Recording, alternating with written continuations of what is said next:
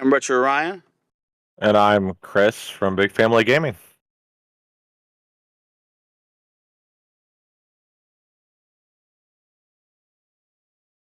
Vince from Die Level Podcast. J-Chip from the J-Chip Show.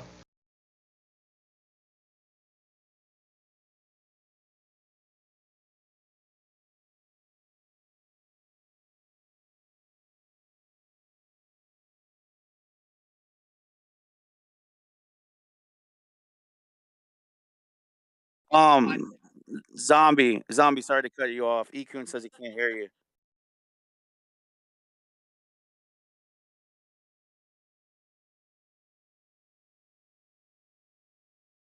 Yeah, guys in chat, let us know who you can hear, who you can't hear.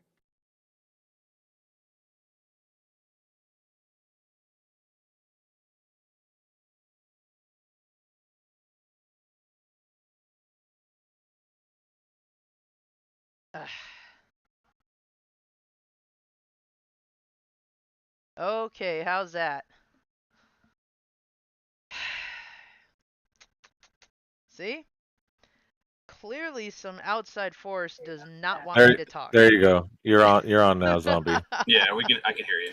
Oh man. That just butchers my whole intro.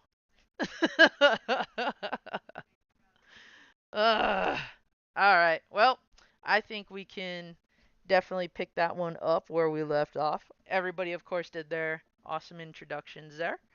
But anyway, as I was saying, I am glad to be back here hosting this show.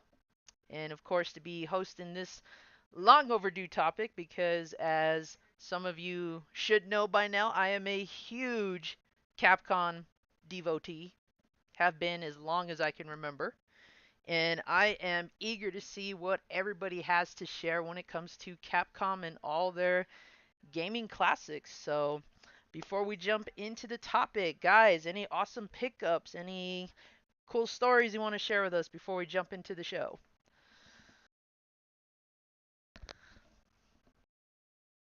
Or am I Go ahead. Go ahead. Go ahead. Now you guys go. I bet there's gonna be a lot.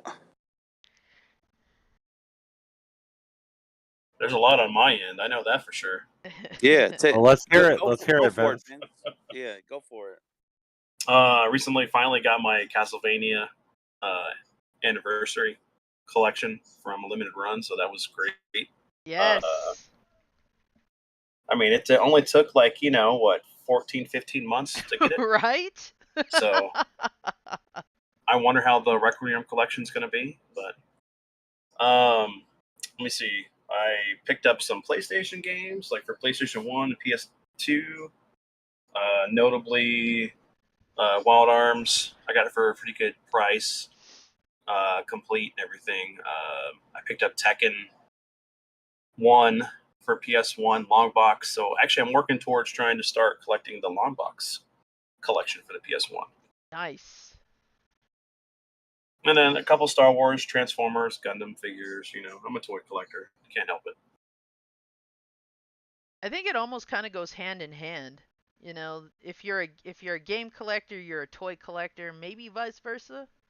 But I've definitely noticed that amongst the community. A lot of us tend to collect both. If I get toys that are actually based off video games, it's even better. Mm-hmm. Like my prized Resident Evil figures on my wall. Not the best looking figures, but they are some of my favorite pieces just because of the fact that, I'm a Resident Evil fan, and then of course we didn't see that a lot until the last couple of years. Yep, that is very true. Well, yeah, that's about all I got, so. I don't have much other than the fact that, like I said, getting over all these damn health problems I've had. But if any of you guys have been on the Discord, might have seen some of the photos I posted. Maybe I didn't post them. I don't even remember half the time. But I did post some pics of some of the boglins that I had seen in one of my nearby malls. And I actually went back into the store and picked up the ones that I was missing. So I have, I think, the complete Halloween collection now. And then Nice. I went back and got one of the Boglins. I can't remember his name offhand, but he's mostly like a giant head. He kind of looks like one of the Easter Island statues, and he's got like spikes and piercings. I'll have to post pictures of the ones I actually got, but I am so thankful to finally have the pumpkin Boglin because that was the one that eluded me these last 2 years. And even if I did find it in stores, the box was always damaged, and I'm like, nah, I'll pass. But yep, recently added those. I did get my Castlevania collection as well some few weeks ago. I still have yet to even crack that thing open. Um, so other than that, yeah, no new game hauls, no big lots yet, but I am definitely working on something. Kind of a mystery box of random action figures that I bought from a friend of mine here. I didn't know what was in there. He just wanted to get rid of the container, and I said, okay, I'll drop 40 bucks on it or whatever it was I paid him. So he's prepping that for me, and that's pretty much it until the new Pokemon games come out. Should make a video, man. What you the Boglins and stuff. I've been planning to. I'm actually considered going the route of doing random shorts as opposed to the unboxings that I've done in the past. Mainly because Demon and I can't find time to actually edit our videos together, and plus the guy has been battling his own health issues. So I think if I do a video, I'll probably do like a short and then just post it on the channel. I'm sure My there's only some of pick. those. I was gonna say. My only, I'm sure there's a lot of people in the community that wouldn't mind helping you out with the editing process there, Zombie. So don't worry about that too much. my only pickups have been some minor repairs to my Switch. I had it developed a noisy fan issue, where I think it was dying and it kind of sounded like it was grinding gears. It's actually a real cheap, just $8 replacement. Just ordering one on eBay. The pain was just like removing like 30 miniature screws from the Switch, which are like so tiny you can't. I don't think you can get tinier than these screws are in the Switch if anybody's ever opened one. But and then I had BFG recommend a thermal paste, and I swapped that out on there. So now the Switch that I was doing some work on is running perfect now. It was running fine. I could have probably held on using it like that, but it was just noisy, if anything. So the fan was probably on its last legs, and it just was worth revamping it. So yeah, just some minor tech work has been my pickups. I haven't picked up anything, but the main highlight, I guess, for me is that I beat Hollow Knight, and that game was a pain in the ass. But it's worth it. That's a fun one. Oh, it's so good. I can't wait to get to my review of it. I got a couple things recently. I think since the last podcast I've gotten. I found a local PS3 bundle deal. Showed up and was able to snag like a stack of PS3 games, and they even threw in some PS4 games and a PS3 console for really cheap. And I also am now a proud member of the Xbox Series X clan, and was able to. I picked up Madden as my first Xbox Series X only game. Apparently, though, it's buggy as hell from the reviews I'm reading. Also scored Vanguard yesterday. Call of Duty Vanguard. Ryan has been bugging the shit out of me to get on some Call of Duty Vanguard, and I refuse to pay full price. So I happened to find it at a pawn shop. It was sealed, and it was the cross-gen edition, so that'll work Oh with the Series wow. X. And I got it for $25. Steal. I figured that was a steal. Nice. So Not a whole lot going on. I mean, the new baby's here, so we've been busy with Woo! the new baby and back to school, and everything's happening all at once. So that's what's going on with me. Oh yes, the back to school rush. Yep, had to deal with that while we were all sick, unfortunately, but you know, seems to be calming down some. Lil Z likes his teacher. We enjoy how she, adapts to him and his what he needs specifically. And it's so weird because we spent the whole summer with him here, and now it's like the house feels empty when he's not here because it's so quiet. Yeah, that's that. I'm gonna put that one in the benefit column for me. That's a pro. It's very quiet during the day now, with a lot less kids here. So Right. it's a good thing.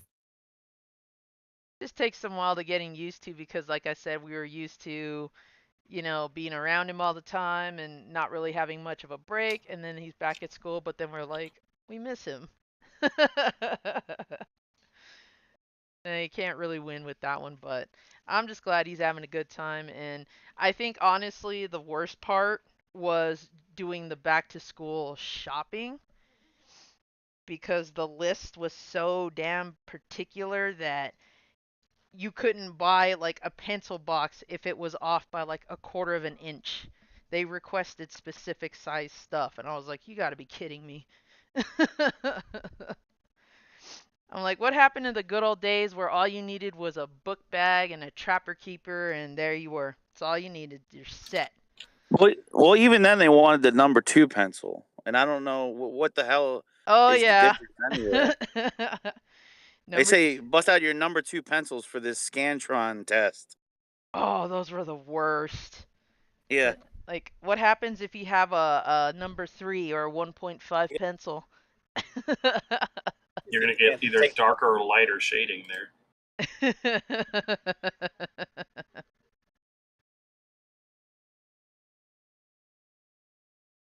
Oh, Well, Hector with the comments here. He says, BFG, I thought you were going to tell us you got a Vectrex.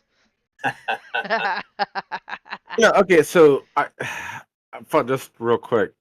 I appreciate the Vectrex. I don't have the nostalgia for it. I remember it being a thing back in the day, but um, I've only ever played a Vectrex once in real life. Um, for a short, like a 15-minute period of time. The guy was just showing me his collection, and he pulled out the Vectrex. No, see, it's you've seen Edwin's BFG, and you don't even want to try to top that because Dude, there's no way. Edwin has gone full out. Edwin put wood. He's got wood grain, man. Vectrex. He's got like a spoiler rims on that thing. I mean, he's got like a sound system in there. He's got it decked out. It's a very neat piece of kit. It just is outside of my. He just needs the flux capacitor, man. Right? The Mr. Coffee. Yep. Yeah. So I did want to add one more thing. Today, as of right now, like we got 30 minutes until. So my son was born on the 27th, so today's his birthday. He's turned 8. So. Oh, happy awesome. birthday! Happy birthday! I'll let him hear this tomorrow. He's already asleep. But awesome. Yeah, Kiddo just had his birthday last week, and unfortunately was sick, so had to miss out on that. But we're gonna do one of those like make it up to him kind of things, whether he just wants to have a small party or if he just wants to do something the whole day. He's he's not at that point where he's like, gimme, gimme, gimme, I want this, I want that. He's very simple, and I'm like, please stay that way. yeah.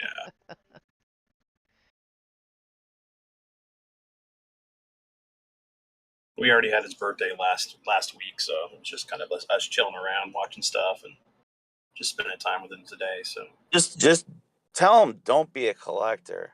Right? Don't. He's just gonna inherit my stuff, man. Exhausting being a collector. Yeah, I'll definitely agree to that. And in my part of the area, man, collecting has taken such a hit. There's too much competition out here. With every day here in Houston. Like, Okay, you'll go even on Facebook Marketplace. You'll go on there and hit somebody up about buying something. I had this a couple weeks ago. Somebody's like, "Oh, I had somebody just decide to buy everything I have in a lot. Like somebody will just throw down, let me just clear you out." And I'll be like, "Okay, wow." Yeah, people are just like, "I'll just take everything you got now."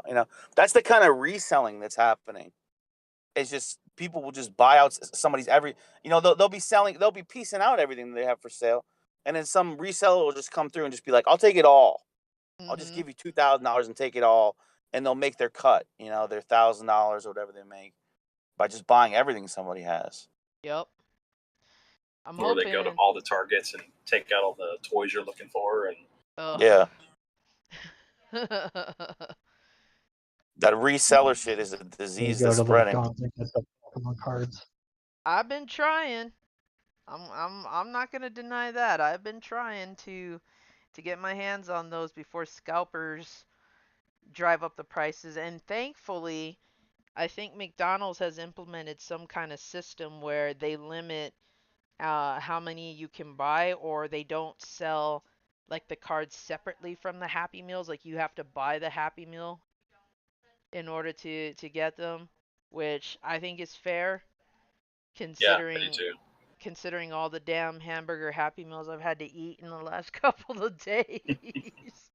I didn't even know they're doing that. What about all the French fry grease that's gonna get on the cards? Well, thankfully they're smart and they put the cards in like this cardboard box along with some Yeah, other random trinkets that they put in there. So, thankfully it doesn't seep through the packs or anything like that. It's just the fact that last year when they did this, um I was seeing YouTube videos of people driving into McDonald's parking lots and buying like 60 Happy Meals, 200 Happy Meals. And I'm like, what are you going to do with all that food? And I saw some influencers were recording themselves happily throwing the food away, happily gloating about how many packs of cards they bought. Somebody I saw recently managed to get a case of them. And I'm like, you gotta be kidding. Like, this is worse than NECA scalping. But, That's another one too. yeah. Thankfully, there's new parameters, though, when it comes to the Happy Meals, at least. Because, it's one thing if me and my kid don't get a pack of cards. It's when you've got all these families with kids showing up and they're not even able to get a pack of cards. They're getting, like, the Space Jam toys from months ago, or they're getting the Marvel Avengers cheap ass toys from months ago. It's like that sucks. And then I think of BFG and his family, and I'm like, what would he do if he was trying to get a Happy Meal for everyone in the car? I don't. I really don't. I order the individual items and then that's it. Like if it's Taco Bell, I'm getting you 2 burritos. If he'd it's order he'd order McDonald's, all the you're Happy getting a Meals and take all the buns cheeseburger. away. No, I don't eat it, man. I don't eat the fast food. Um, but It's so good. It's so good for you though, BFG. I It's so know. healthy. So good for your figure. I'll die early. That's fine. Um, but yeah, I just a la carte it the whole thing, and many times I'm like, I need 15 cheeseburgers. You're like, wait, what? I'm like, yeah, I said 15 cheeseburgers, or 12 bean and cheese burritos, or whatever it is. I just order a whole mess of them. Oh Um, man. but no, Don't you love when you're? By the way, don't you love when you're in front of behind somebody, and you pull up to the screen, and it says somebody just ordered like $150 of shit, and you're like, okay, so I'll be leaving here about tomorrow from Yeah, this drive-through. and that's me. I'm the one holding your ass up. Well, they Um, ordered all that plus they ordered a Diet Coke because they're trying to be Hey, healthy. we have the rule. I don't buy drinks in a drive-through. I got drinks at home. I'm taking the shit home. You're gonna eat it there. You're Yeah. not getting a drink in the drive-through. I'm not paying for this shit. I'm not giving my kids soda. Like, it's not like, every once in a while we'll do chocolate milks. I did, and every once in a while I'll splurge, and if I only got, like, if a couple kids are out or at school or at a friend's house or whatever, and the numbers have dwindled down to like 4 or 5, I might order just a couple Happy Meals. I did 6 the other day at Hardee's, which in some areas is known as Carl's Jr., Mm-hmm. depending on where you're at. But got 6 Happy Meals, and I had all the milk stacked up on the front seat, and um, you know, it is what it is. That's the reality. I don't even know how we got talking about this though, but Yeah. But about that Capcom company. yeah, I think it's time. Well, Capcom, McDonald's kind of goes hand in hand, I think. I think Yeah, they had some partnerships. they've had partnerships before, and I think it's I think it's kind of expected at this point that gamers have junk foods with them all the time, you know. Yeah. And Rental something, store. And yeah, and something that I was discussing in Vince's podcast the other week when we were discussing like frozen pizzas and favorite snacks, whether we ate them as kids or we ate them as we gamed and all the different drinks we had. Yeah, I mean it's a perfect companionship there, I think it's kind of expected that if you're going to do some gaming or whatever, you're probably going to have something that you probably shouldn't be consuming at that time or ever, but to each their own. And I know that if we didn't bring home like a bunch of burgers in that same way, pizza was always the go-to munchie. So, you know, How many but pizzas are going to be sold for the Cowabunga Collection release oh my in next week? gosh. Be That's a lot of right. pizza order, a lot of pizza power. Yeah, how did they get away with going with Domino's in the movie and then Pizza Hut in the games? well, uh, I'm just lucky we got that movie, considering the fact that there were a lot of bad things that were going on that almost made it not happen. very true. Very true. And I'm even thinking about that as I look at some of Capcom's catalog here because we already know that Capcom has quite the history when it comes to the arcade scene and definitely the home console scene. And I can't wait till we start sharing our earliest memories of Capcom and their catalog for sure. But the first thing that I always think of is of course my favorite series, Mega Man from Capcom. Um, Oh, that series has a history of hit and misses. Everybody has a favorite, which is awesome. Everybody has a favorite soundtrack. Um, but I mostly reflect on the arcades that I remember and some of the earlier arcade ports that I played, and then when they got to console, just didn't transfer over well. And I think quite easily the one to bring up is Ghosts and Goblins for sure. As much as I love that game in the arcade scene, I can't honestly say that the NES port was a yeah, perfect transition. it's watered down. It's the details not there. I thought you were either going to say that or Final Fight because it didn't have Guy, the SNES port. Oh, we can definitely bring up that point because I'm still burning over that to this day. Yeah.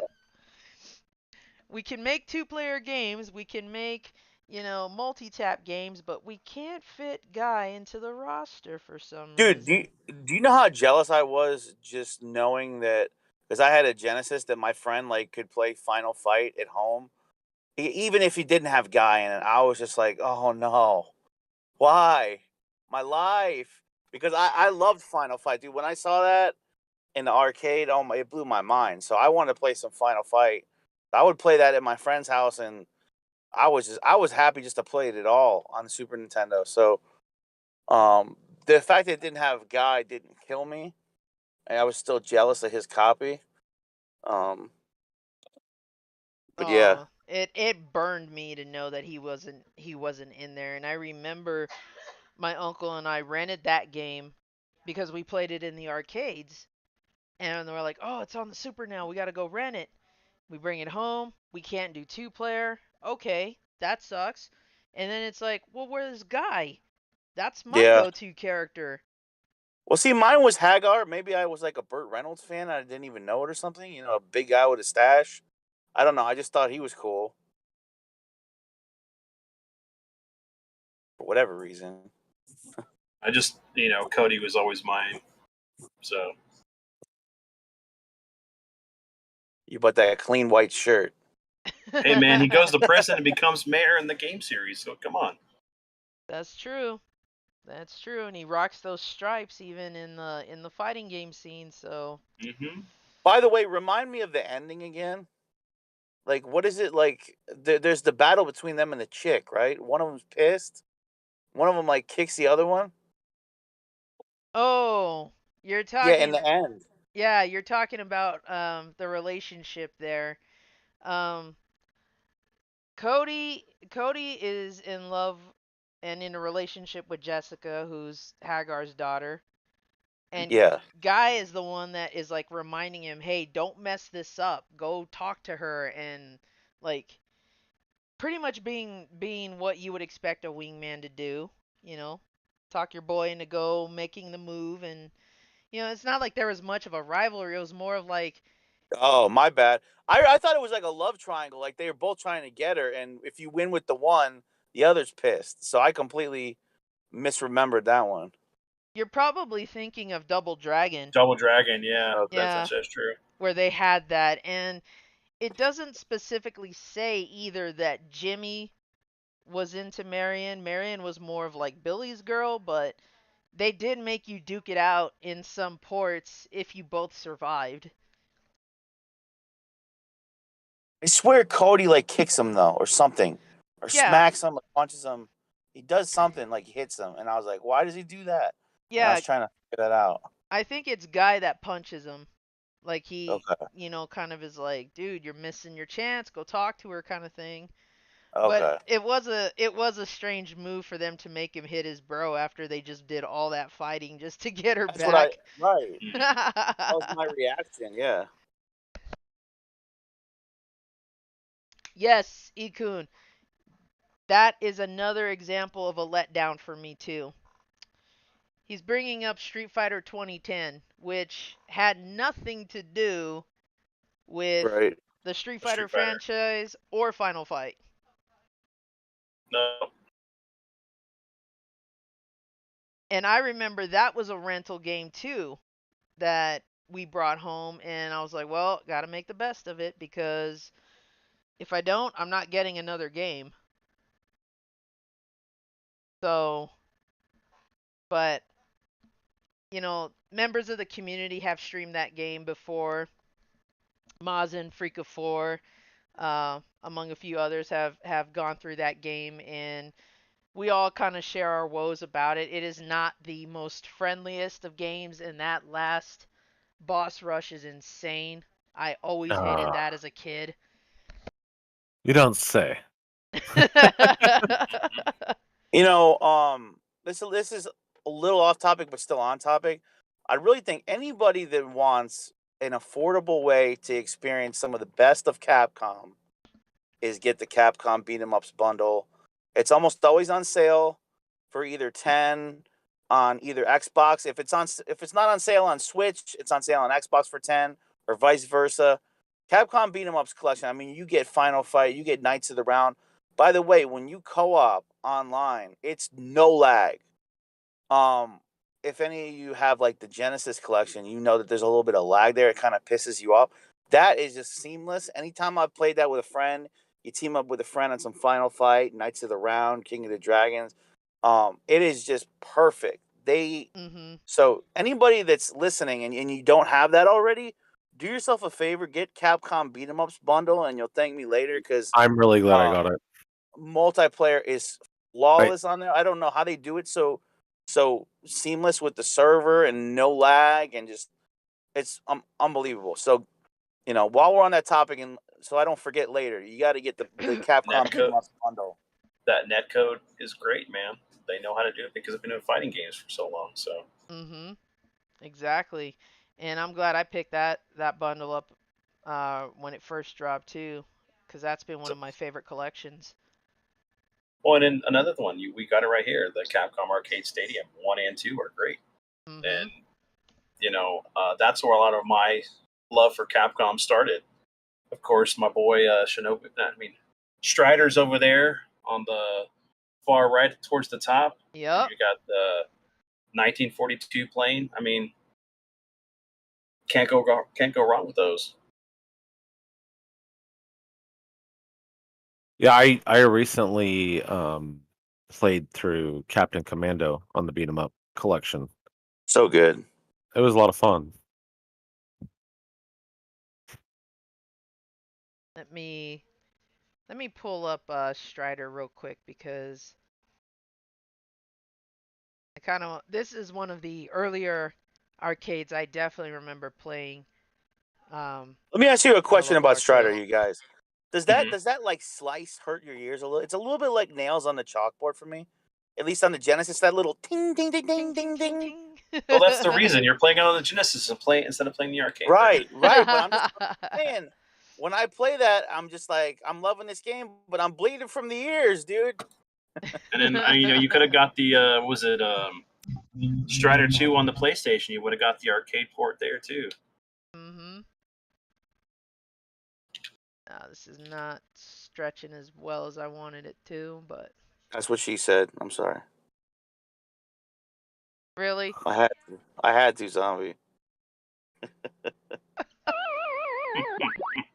You gotta do your. Did you do the wow? You did the sound effect. Yeah, I just queued the Pac-Man death. Nice. All right. Well, hopefully I'll work with this a little bit more because I think Strider is one of the series that unfortunately has been long forgotten. And I know that at least what I remember when this arcade was in the scene, a lot of people did play it, and then we get to the Genesis port, and the same people who were playing it in the arcades weren't playing it at home. Never understood that. Yeah, I tried to play it on the Genesis. I ended up getting the NES port of it, which is okay. Mhm. But it wasn't until like 2 came out on the PS1, played the heck out of it even more then in the second one, and then of course not too long ago we had the new Strider game that they did on the PS4, which is fantastic. Right. And it's like some people knew who Ryu was when he made his appearance in Marvel vs. Capcom. Most people didn't know who the hell he was. And then you mentioned Strider, but the name is familiar, but not many people can remember the game itself. And I think most of the time people come back to the NES port because it was so drastically different. It was more RPG-ish in a sense. It wasn't the side-scrolling hack and slash that the original was, but I actually welcome the fact that it was unique Yep, among same here. all the home ports that were brought over. The Genesis, the Master System port. They're good ports in their own way, but I actually like that the NES version was different.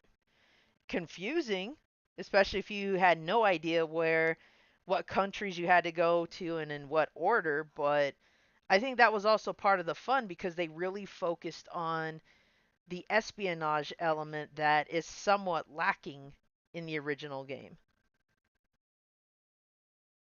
One of the cool things about the I guess it was 2014 or whatever the one that they did on the PS4. It had like kind of a Metroidvania kind of feel because you could go back to different areas with different things you got, power ups and unlocks. Sorry, I had to do that for Dizzy. I don't know if that was a request or not. Oh, no problem. um, You want to say that over again, or so they can hear it? if you want to. Yeah. So the the one on the PS4 they released, which is like the next game in the series. It kind of had a Metroidvania type feel, Mm-hmm. and it was really fun. So I kind of like that idea. I like seeing games taking different directions with other formulas that work for other game series. It's one of the things Can I I ask would a love to see stupid for Mega question Man. again? Right. What's up? Can I ask a stupid question? Does does Metroidvania mean it's like a Metroid game or like a Metroid in Castlevania game? And I'm sorry if that's stupid. But it's supposed to brand the type of game where you have exploration and you get an item that allows you to unlock a path that you couldn't have just playing through the game, with your base equipment. You make it to a locked door, so you got to explore more in the map to find something that allows you to get past that door. Okay. Right. Something But that it's not Metroid. both. And the reason why it's Metroidvania is because Metroid started that formula, and Castlevania kind of perfected it Mm-hmm. with Symphony of the Night and the later games. Right. Yeah. And also, it's not a stupid question. No, it's not. I know some people call them like in terms of that subgenre of games. J-Chip, what's your favorite Capcom game? Or a couple of your favorites? Resident Evil 2. Nice. Onimusha is really good too. Yes. Definitely would agree. Onimusha's a great series. And it's a series that is dead for no reason other than Capcom does not want to spend money on things that they don't think are going to be profitable. Yep. Sadly, that is true. And I'll definitely I'm also jump looking into at that. Dino Crisis. What's that? I'm also looking at Dino Crisis of franchises Capcom doesn't want to do it with anymore. Mm-hmm. All the pseudo Resident Evil / Devil May Cry type of series there. Yeah. Unfortunately, all of those series are just kind of dead, and it's unfortunate because those series launched at a time when the PS2 was dominating, Mm-hmm. and Yeah. people were buying PS2s for these games. I'm one of the people that went out and got a PS2 for Onimusha, Resident Evil Code Veronica X, Devil May Cry. Those were the only games I really, really wanted a PS2 for. And then I just discovered more and more of the library. But I my got love. mine. I got my first A, but the thing is that I only got it for one game, and that was Metal Gear Solid. That's a Konami title, but we're not talking about Konami titles. So At least not tonight. Yeah. That's a definite I possible. do remember as a kid seeing Resident Evil 4, the trailer for it, and asking for a GameCube because I wanted to play that game because it looks so cool. Yep. I was really shocked to see a Resident Evil title on a Nintendo system because one, that's always been Sony's thing, but also it's like, wait a minute, the GameCube was supposed to be kid friendly. How is this on there? It's Nintendo's first ventures And into it's funny allowing because adult titles. Resident Evil. Yup. It's funny because Resident Evil 4 at the time was an exclusive for the GameCube, and then eventually came on everything else. That was part of my reason of getting a PS2 as well, Dizzy. I agree. I wanted the PS2 as well because of it was a DVD player. Why not have a console that can do more than just play games? I mean, we learned that lesson a long time ago. Get Totally worth it. The Matrix. That was the first movie I got on the DVD I had. I really want to play God Hand because that game looks so cool, but the price of that game doesn't allow me to live that reality. Well, I think it's still digitally on the PS3. You can download it for like $10, I believe. JJ. Maybe. I went with But I don't have a PS3. I went with a PS2. You can get lucky with a PS2 getting them, even the fats for like 40 used on marketplace. But the big thing I did was find a seller on eBay that'll sell you a hard drive and put the ROMs on for you, because it's kind of a pain in the ass, and they're, obviously to put like 500 games on there would take forever. But I had a guy do that for me. I think maybe the cost was like 100 or 120 to get that ship, but man, was that, and that saved me a lot of money from having to really collect for the PS2, because I like to collect for I like to collect mainly for the systems I can't emulate. So to have that, like the whole system on a hard drive internally, is really cool if you want to play a lot of those games and save your money, because it's hard to play them any other way. I mean, I heard the Series S now can emulate PS2 pretty good, but it's not there. It's not perfect. I know Hector has told me it's getting pretty far with it, but that's another option. You could always get that, put that internal hard drive in, like a 2 terabyte, and just have like 600 games inside. So just because we were on that topic of a game or a franchise that Capcom decided to nerf or just not continue to make anything, and that's Breath of Fire. After the fourth game and then the MMO, the series just died. Mm-hmm. And I love that series. And it's like, okay, we got Monster Hunter, and there's another one, the Dragon's Dogma, but I want Breath of Fire. Screw all these games. Just give me Breath of Fire. Take the engine that you're using here and give me Ryu and his team going on a quest to do something. Do you think Monster Hunter became the new Breath of Fire?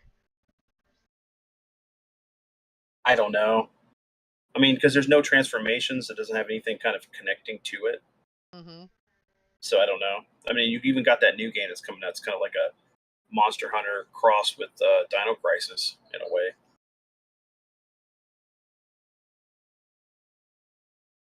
Yeah, let's highlight Dino Crisis for a bit, because I definitely want to talk about, Capcom's bigger franchises for sure, but I feel like Dino Crisis is a one that, like many others, is just kind of sitting there. And I know that there were rumors about, revamping the series or remastering it and whatnot. I have no idea what they're going to do with that property, but hopefully it's something good, because this is long overdue. And I'll be the first to admit that Yeah. immediately I was like, okay, this is Resident Evil with dinosaurs now. But it really had a lot to contribute to not only the survival horror genre, but just it's such a cool story. It's what I would imagine Jurassic Park really would have been. Well, and then it's Yeah, time travel. I think it's way better than the story that Jurassic Park came out with, because Regina by herself is so much cooler than everybody in Jurassic Park. She is a complete badass. And the fact that the franchise ends off with Dino Crisis 3 where you're in space just fucking Well, my god. Dino Crisis 3 sucks so much balls it's not even funny. the game does suck, but the game is about time travel and dinosaurs. So, I mean, I don't know. I mean, Regina kind of reminds me of Motoko from Ghost in the Shell a little bit. Maybe almost kind of same personalities a little. Yeah.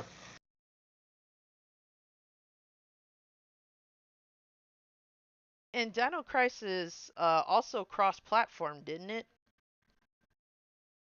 Yes, because originally it was on PlayStation, and then whenever 3 came out, it was on Xbox only. Right. So, I don't know if that Dino Crisis was also on Dreamcast. Yeah, exactly. And I don't remember them making any specific changes to it like they did with the first Resident Evil game, where depending upon which port you got, you had different unlockables and whatnot. The Saturn, has the different mode on there. But I don't recall if they did that with Dino Crisis. I just remember it was one of those series that, like another franchise, Bloody Roar, where God. I rarely saw those in stores, and if I found one, they went for outlandish prices. And yet these were games that nobody was talking about for a while. So Unless you were in the know. yeah. So I wonder why the spike in pricing when it comes to some of these titles and series. It's really weird. I haven't figured out the algorithm of people's lives to figure out why things are going up the way they are. It's just crazy how like games, and it's like everything's going up. This is like one system like it was. It's like we were moving through generations: Nintendo, Super Nintendo, PlayStation. Now it's just everything. Mhm. And yet some of these franchises um that launched on much earlier systems are even kind of dealing with that as we speak, where when's the newest installment going to come out? When is the remaster or collection or remake come out? And when I think about that, I got to go back to one of my favorite franchises, and that's Mega Man. Oh man, like I can tell you, Zombie. As a kid, I had Mega Man 2. That was it.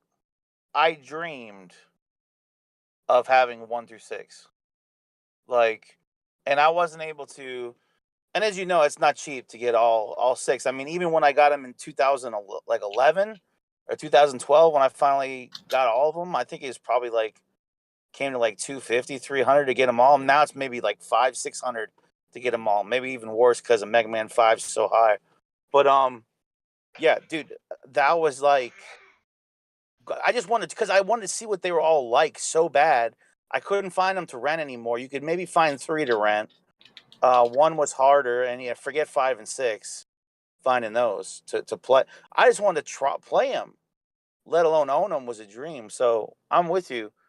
I love the X ones too, but just specifically on NES because I had that love affair with Mega Man 2, as so many people do, as it's a perfect game in every way. Um, I was always dreaming of having all 6. Well, we got that technically. I mean, Yeah, Mega Man playing X. that collection, but yeah, I understand having the original cartridges and stuff. Oh yeah. I remember going to Funko. Yeah, Mega Man X is actually back too. What's that, J Chip? Sorry. I was just saying, Mega Man X is another franchise I want to see come back too. Oh yeah, definitely. Like I can remember like I wanted them so bad. I went to like Funko Land and still paid a good amount of money back in the day for Mega Man 1, and the fucking like label was fucked up, but I still bought it. I just wanted it so bad. Back before I was like, collecting again, just like in high school, I wanted that game just to try it. And God, is it frustrating as hell how hard that game is, but I just wanted to have them all. I I'm would. still missing 4. Oh, really? Yeah, just Mega Man 4. That's the only one I'm missing. Sucks. I have so many gaps in the series because just even trying to find used copies of a lot of them was just so difficult. Yeah, it was. I've got my original 6. I really want 7. I have 8 on PlayStation, but I need the Saturn port. 9, 10, obviously those were downloads unless somebody makes a physical release, which I'm all over that. And I've got obscure titles like Mega Man Soccer, which really, if they remade that game and tweaked it so that it plays as well as like Mario Strikers, then I bet you that game would sell indefinitely because as clunky as that game is, I still have fun playing it, but I know it doesn't get a lot of love in the fan base. It's definitely frowned upon. There's something about I know there's so many variations of Mega Man games that look beautiful. each revision. You know, when you go from the 8-bit ones, the Super Nintendo to the X series to the the ports on PlayStation that they put out. But for me, it's just always the 8-bit look is so visually appealing to me. Something about it. It's simple yet the colors pop. It's like beautiful. You know, every boss fight, like seeing what their powers are, seeing what powers you need to use against them. That's what's so appealing about the series to me. So the 8-bit ones are always my favorite. Yeah. I think. Um, Oh, you go ahead. can actually ask what are our thoughts on the Mega Man Legends series. I love Mega Man Legends, and I feel that us not getting Mega Man Legends 3 was a travesty. Mm-hmm. I would agree. I feel like they had something really new with the franchise with Legends, and it really sucks that it died with 2. I mean, you could count the misadventures of Tronbon or Tronbone, however you say her name. But I mean, I don't know who decided to pull the plug on that.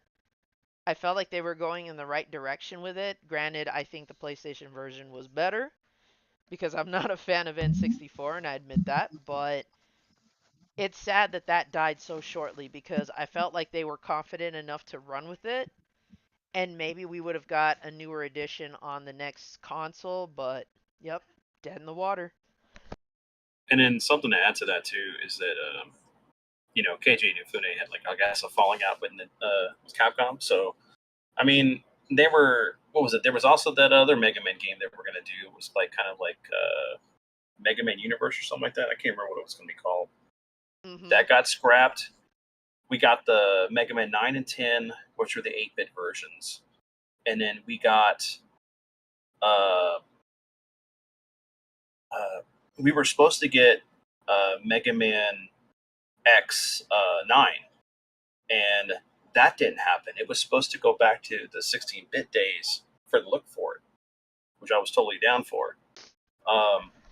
But to me personally, I think, I see where Ryan is as far as like the 8-bit feeling for Mega Man. He feels it's the best.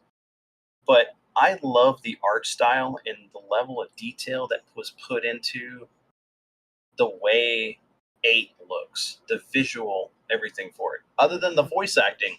But I loved it. I thought that was the perfect evolution for Mega Man, was that anime style.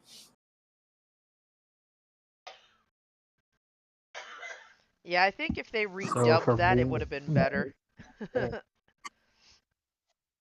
Doesn't it blow your mind beginning when we with got Mega six? Man actually started Legends Go on the ahead, Six. I'm N64. sorry. It wasn't bad, but I felt like the game was kind of corny with its dialogue.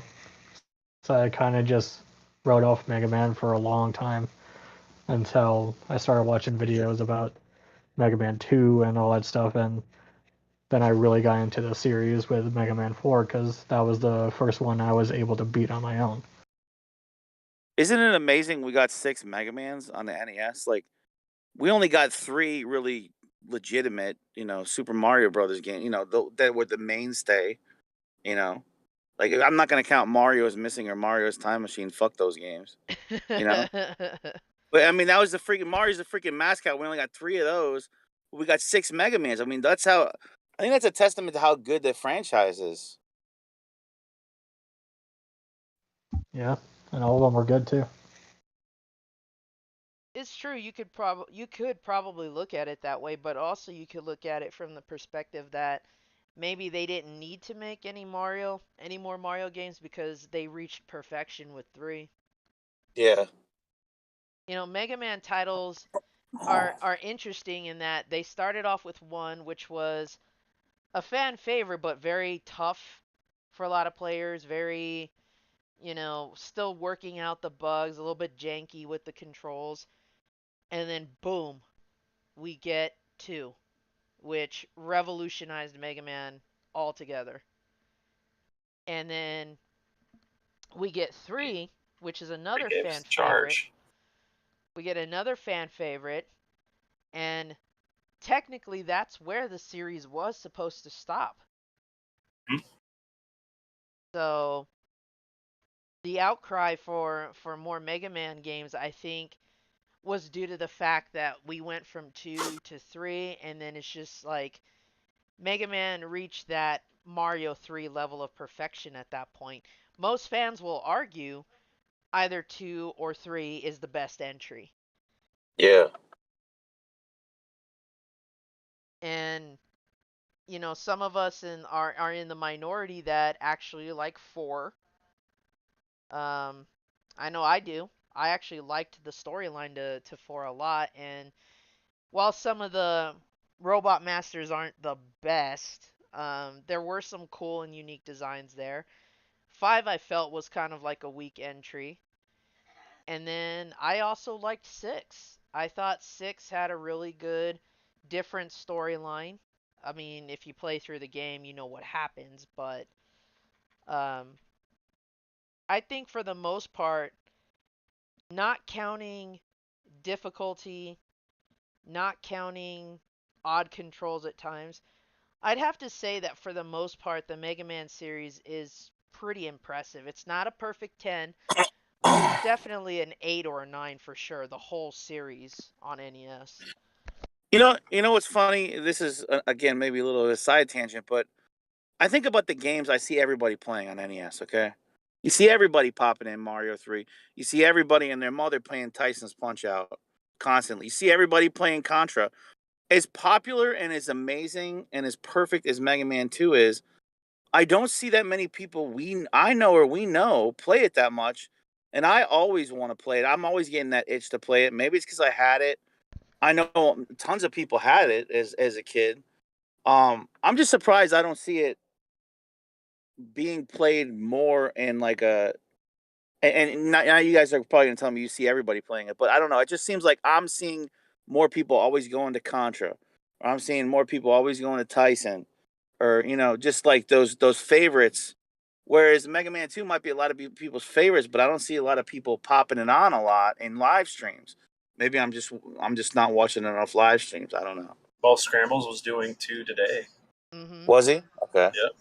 Yeah. I mean, the thing is that people are going to play what they feel is their favorite, or they feel that they're comfortable with. Exactly. Yes. So, like, I'll play 8 because I'm more comfortable with that game. Other than when it gets to the whole point of like slide, jump, jump. Oh That's gosh. annoying. But I love that game. Soundtrack's fantastic, and I'll praise it to the end of the days because that's where I wanted the Mega Man series to continue to go because I loved what they did. But I just wanted to add a fun fact here is that for people that love Mega Man Legends, that takes place 10,000 years after the first Mega Man game. It's actually canon in the series. Actually, most Mega Man games are actually all connected. Yep. I'm just surprised I never get it requested. So I'll get like Contra requested all the time. And honestly, I'm gonna tell you what, that game fucking gives me anxiety. It's just bullets up the ass everywhere. I know it's a classic. I love Contra, but there's got to be other people that game gives people anxiety. I don't know. It just does, especially Super C. Oh, just the bullets everywhere, man. And so many people love it so much. And I get that it's fun for I everybody, think Mega Man 2 is but definitely. it gives me anxiety, man. Very few games give me Mega Man anxiety 2 like is definitely Contra harder games. than Contra.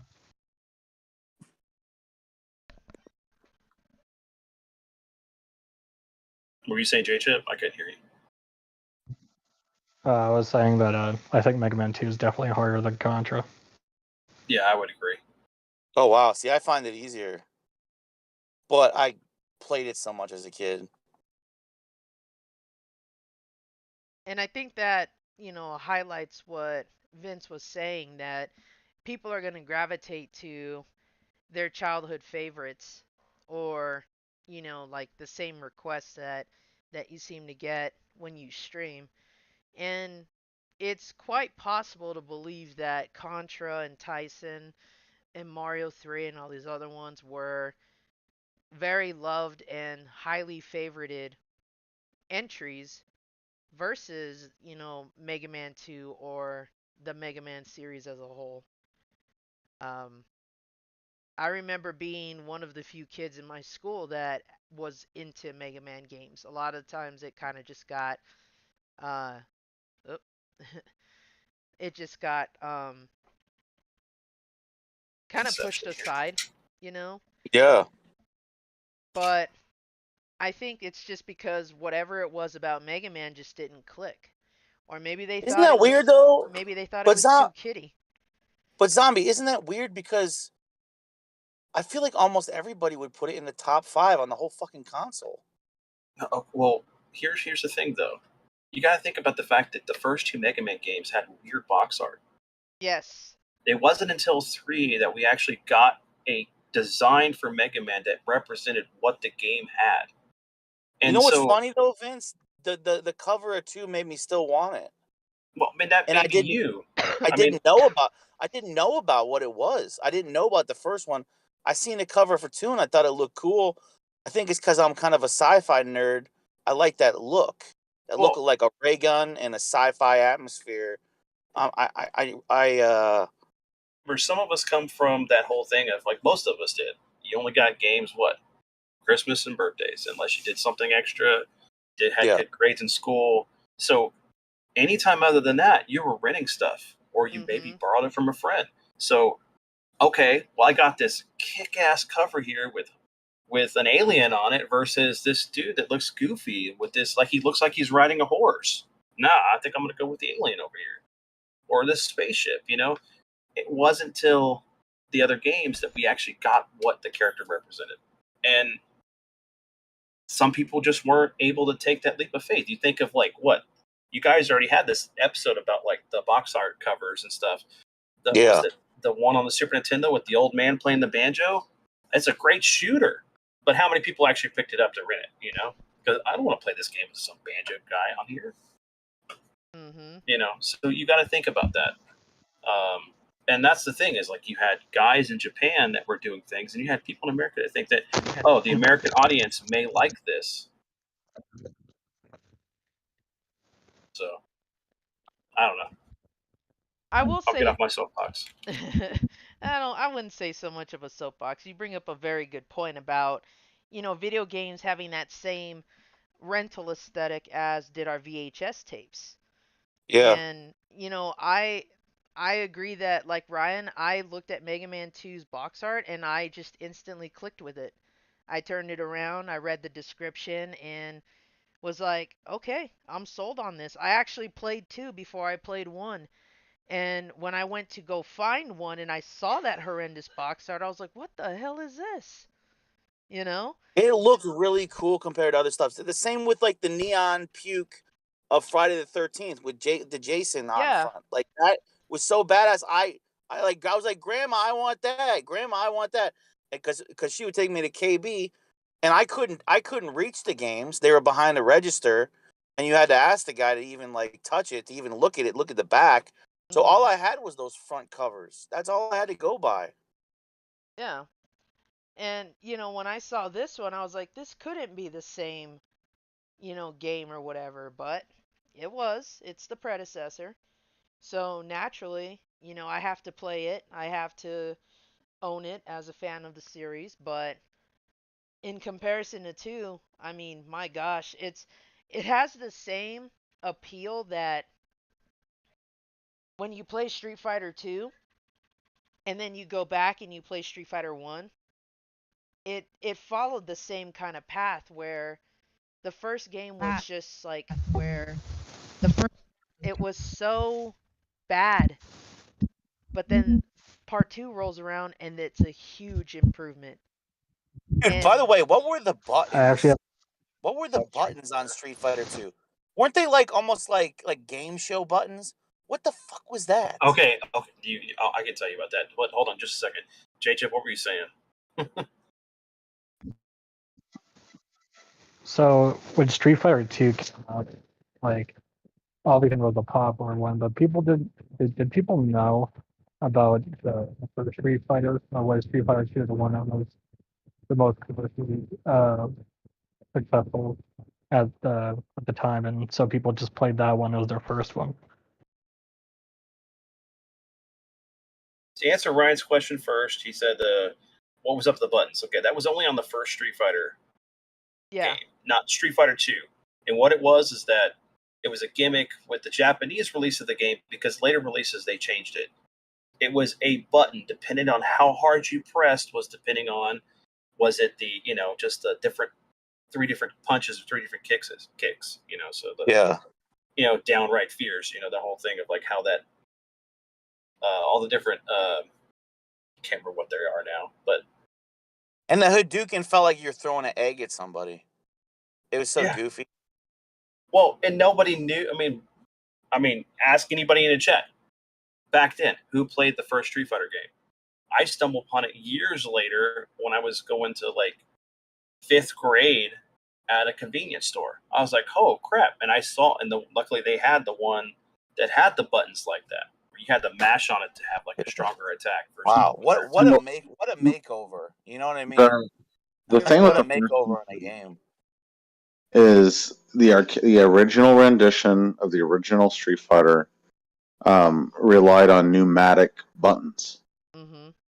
It was actually air, and that's why it was based off the pressure. I visited a local arcade operator, and he had just got done restoring a original Street Fighter machine with the pneumatic buttons. Those are super hard to find. I bet, because they suck.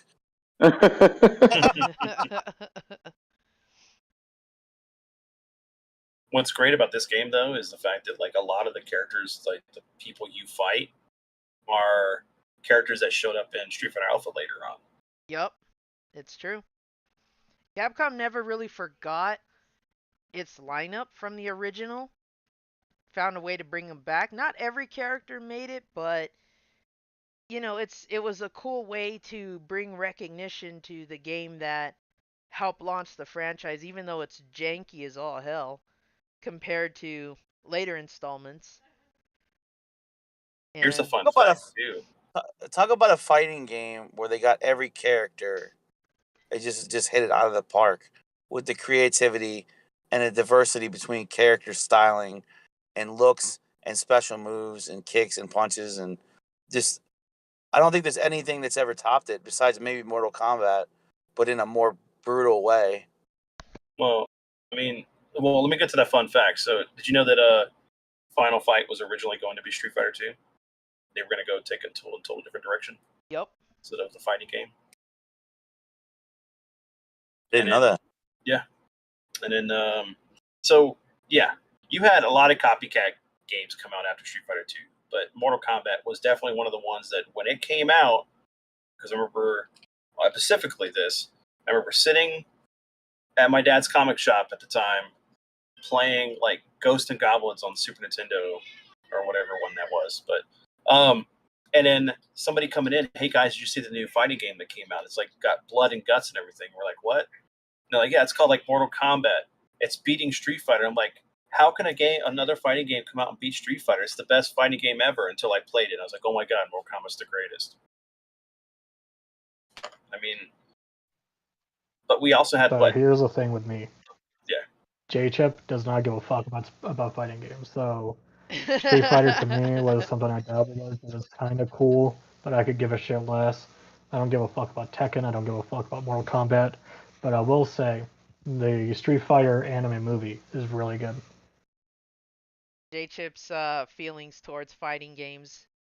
You suck! In a third person there. Yeah, I don't give a fuck. Completely understandable. Fighting games, as great as they are, were not always the type of genre to strike a chord with a lot of gamers. And I wish I could be good at fighting games because I see like Evo and I see that entire like tournament setting.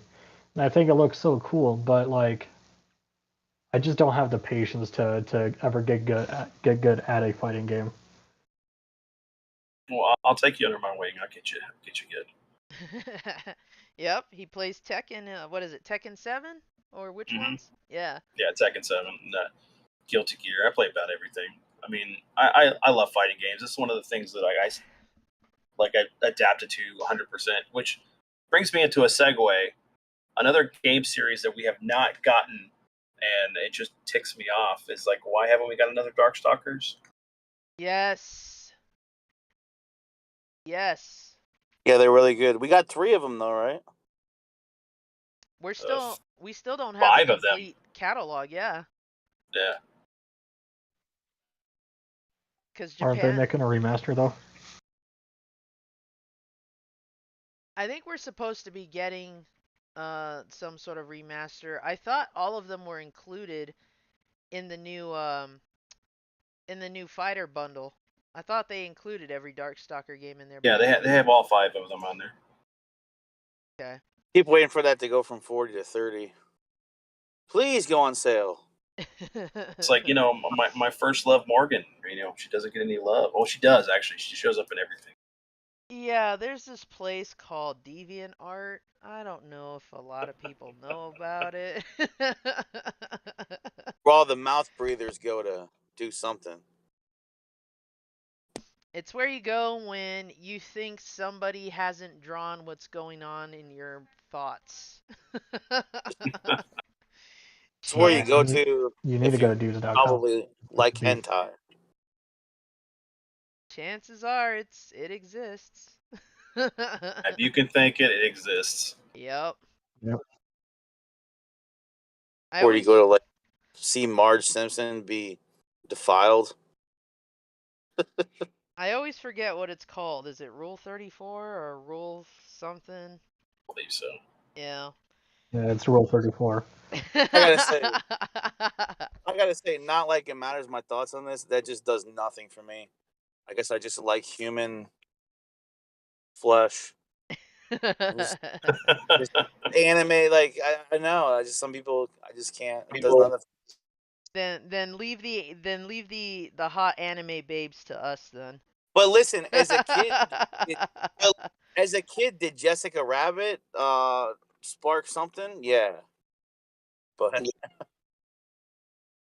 You just haven't been introduced to the Sure, right Ryan, cartoons there, Ryan. Yeah. I guess so. Yeah, we gotta bring you back to when you were 10 watching anime on Sci-Fi Channel. Yeah. But yes, I would agree. A new entry in the Darkstalkers series would definitely be a plus. Yeah, that series took a hit as well, overshadowed by, Capcom's other successful products, but obviously there's an outcry for it because when they announced it, there were a lot of people eager to buy it just to buy the Darkstalkers games, and all of those are super expensive. So, Zombie and That Level podcast, where were you when Devil May Cry 5 was announced? And were you even surprised that they were making a new Devil May Cry game and bringing back the original Dante? If you could feel the pressure around you, like get like super thick to move around. I was like super static when I found that 5 was coming out, and I love that game so much.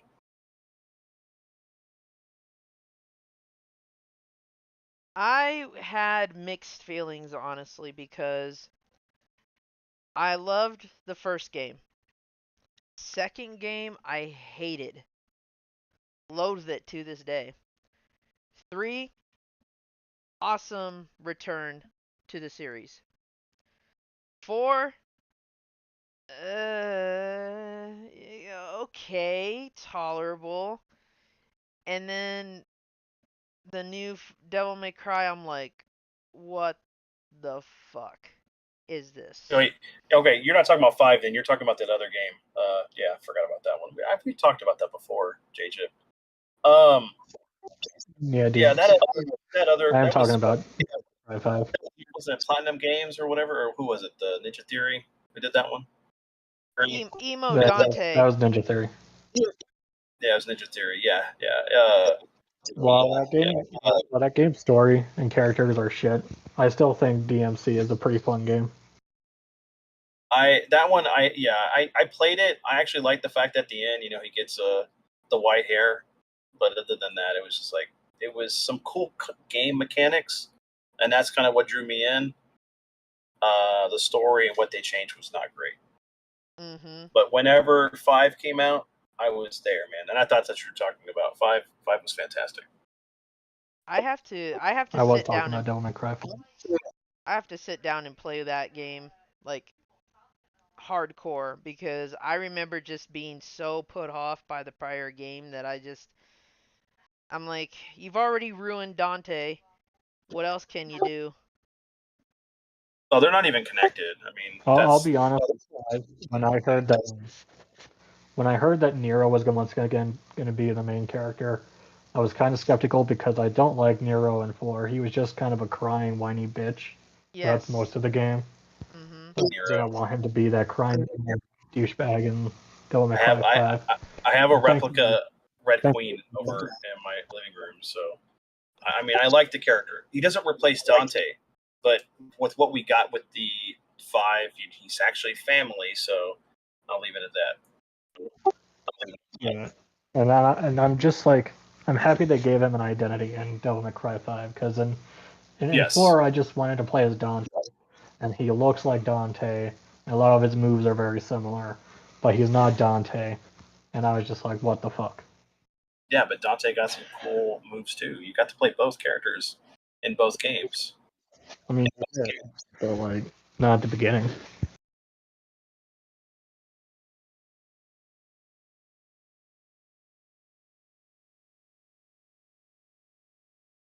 There we go. Just a little screenshot there.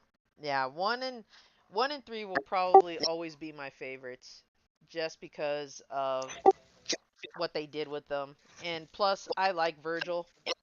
I think Virgil's badass. But Oh yeah, for me, Devil May Cry has some of the best cinematics in the games.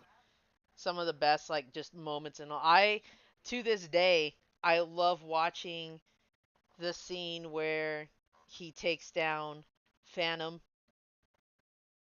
and Phantom is able to look at him and see who he really is and it like scares him. I love moments like that. After I saw the sequence when he gets the upgraded sword, I was hooked. And I spent my whole Christmas break playing through part 1 because it was one of the games that I got for the PS2. I actually that same year I got all 3 of the games I wanted basically. Code Veronica X, Onimusha, Devil May Cry. And I had to sit there and budget my time so that I could equally play every one of them. Yeah, I got Devil May Cry as a graduation gift from one of my buddies.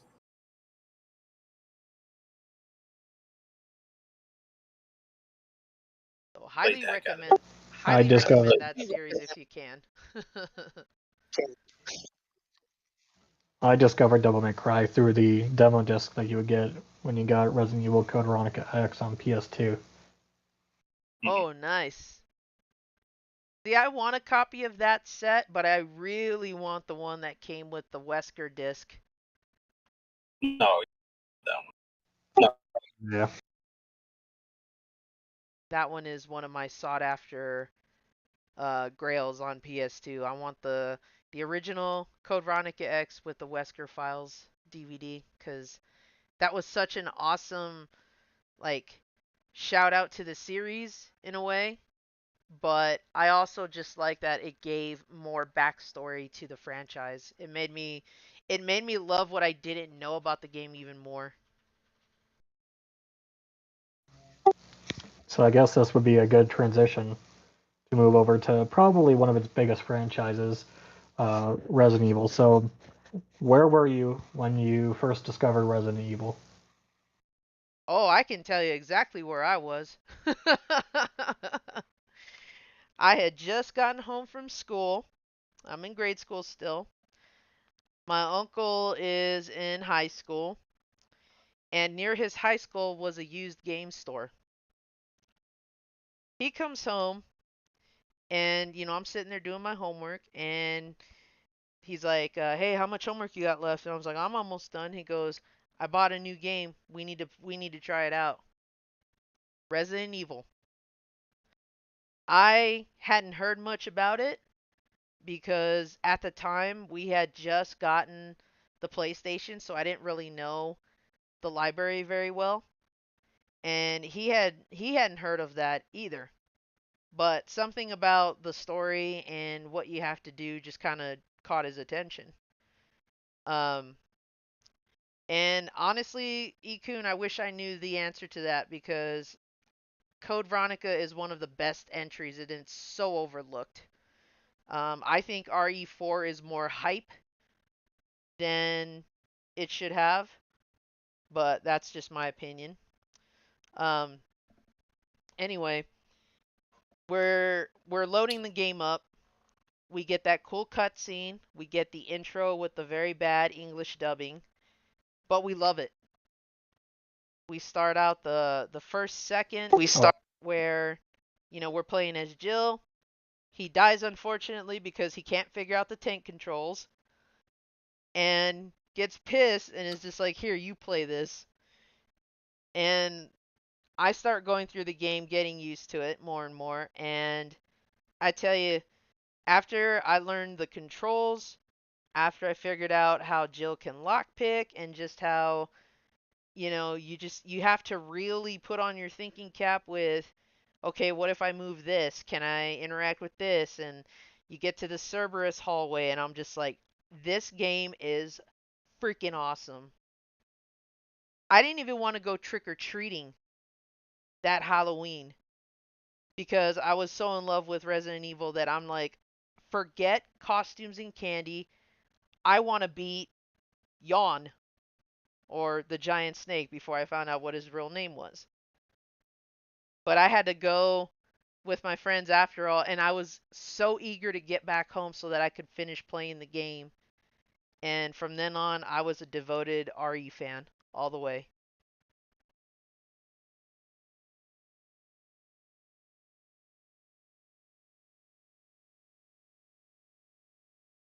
Brian, do you want to add anything, or are you not? I don't want to take because my tip may take a little bit. I mean, I like Resident Evil 4 the best. I'm looking forward to the, what do they call it? It's just going to be a complete remake because they've had the remaster.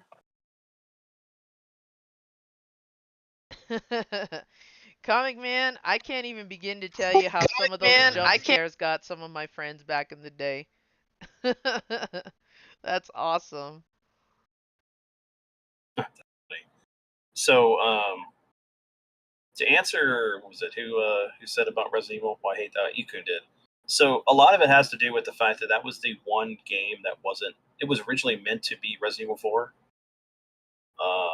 for Code Veronica, but because of the thing they had with PlayStation, all the numbered entries were going to be on the PlayStation at the time.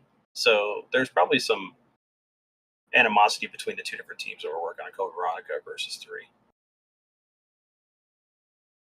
Because that's what I speculate on it. But my first memories of Resident Evil, of course, was like, so this game came out in March 1996. So I'm 15 years old, or 14, going to be 15 at the time.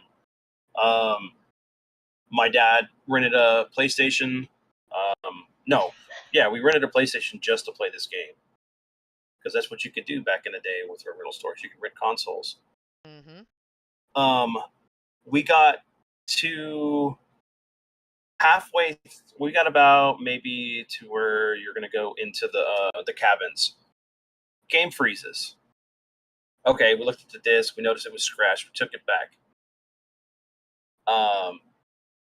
Rented another copy of the game. It was scratched, glitched at the same spot. So my dad was like, "Screw this. We're going to buy the game. We're going to buy the system." And every time we had to start over, and that was the reason why my dad was like, because we got to the point where you come back inside the mansion from the cabins, and the lickers show up. The hunters show up, and it cuts you in half if you're not paying attention. Well, my dad's like, I have to start all over again. So we went to go to Best Buy, went and got a memory card.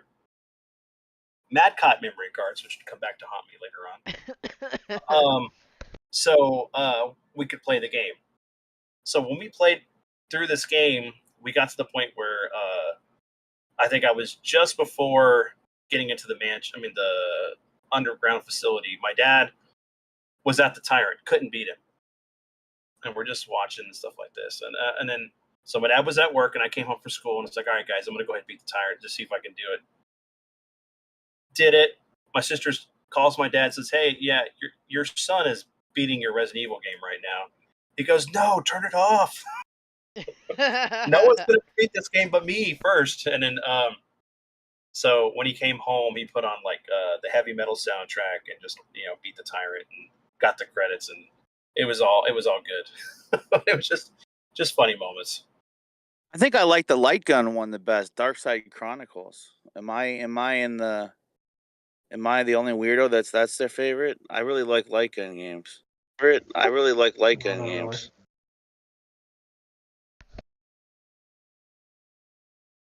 I like light gun games, but I mean, what was it? The Gun Survivor 2 wasn't that great. Gun Survivor's okay, but man, the acting in that was bad. Word. Was it the fourth one? No, the one on the PS2. Yeah, Dead you're Aim? talking about Dead Aim. Yeah, Yeah. Dead Aim. The Too ones much on stuff on my head. the ones on the Wii were actually pretty fun. I did enjoy Yeah. those. Mm-hmm. I did enjoy those. Dark Side Chronicles, great. And then we had what was it? Wesker Chronicles or Wesker? What's the other one that they called that?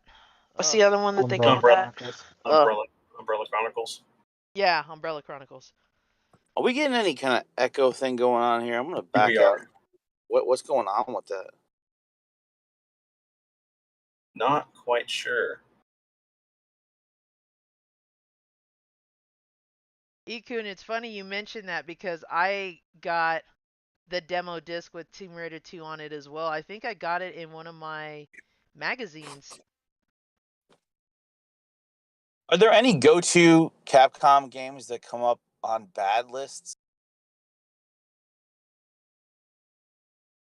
You mean like games that are deemed terrible but are actually pretty good, or Just are there any? I can't even think. Like that must be a testament to the quality of Capcom. Like what are some that are? Well, you said you hate Devil May Cry 2, but like what are some that are deemed actually bad by most people? They have to have duds. Well, Ryan, I don't really give a fuck about most people, so I'll just tell you what I think is bad. Remember Me on a piece of shit game. What is? Remember Me. Oh yeah, that Remember- was pretty bad. Remember Me? I couldn't Yeah. hear. Lifeless. Yeah, it's Remember Me. Oh, I haven't even heard of that game. Yeah, it was on 360 and PS3. Yep. Well, when I say most people, I don't care what people think either, but you tend to think of like games that have a bad rep, and it's not usually like it's usually for a reason. I mean, collectively, a lot of people are in agreement on it that it's not, So I'm trying to think of any that are like Here we go. Well, like that. Was it Dragon Quarter? Breath of Fire was awful. Collectively, everybody thinks that game is awful. Yeah, I don't think the Capcom library is without its flaws, but I don't hear many like Capcom specific titles come up that are, like horrible entries. I mean, J-Chip pointed out one just now, but I don't consider Capcom's catalog to be that terrible. If anything, it's lacking because of the fact that so many franchises are just sitting there and they haven't they haven't fully pulled the plug, but they haven't really flipped the switch either. I mean, you have titles that they made like one game for, and that kind of deserve a sequel. I mean, for what they were, like Azura's Wrath, that game was awesome. Let me just say, you know what I love when you go to an article and it says, "Please disable your ad blocker," or "You can't see this." That's my favorite thing to see. Sorry to interrupt with that. I really love that though, don't you? So basically, to read an article, you need to be gang raped by pop-ups. it's either gang rape by pop-ups or don't read it. I love that. I love the internet. Sorry to butt in with that useless information. Final Fight Streetwise, they're saying that's one of the worst. That is a bad entry. I agree. I do want to add it back to the collection because I actually have a set of the fingerless gloves that came with the game. They don't fit my hands, of course, but I would want to have it back in the collection mainly because it was a Final Fight entry, but it's nowhere as memorable or even as charming as the earlier entries are. It says the one with the Capcom game with the lowest Metacritic score, and Metacritic is at least a decent thing to quote because it takes an average of everything. It's like the price charting of reviews, right? Is the saying Umbrella Corps. Oh, that was pretty bad. Yeah. Oh, that was pretty bad. Yeah, that one was awful. Operation Raccoon City. That game was a piece of shit.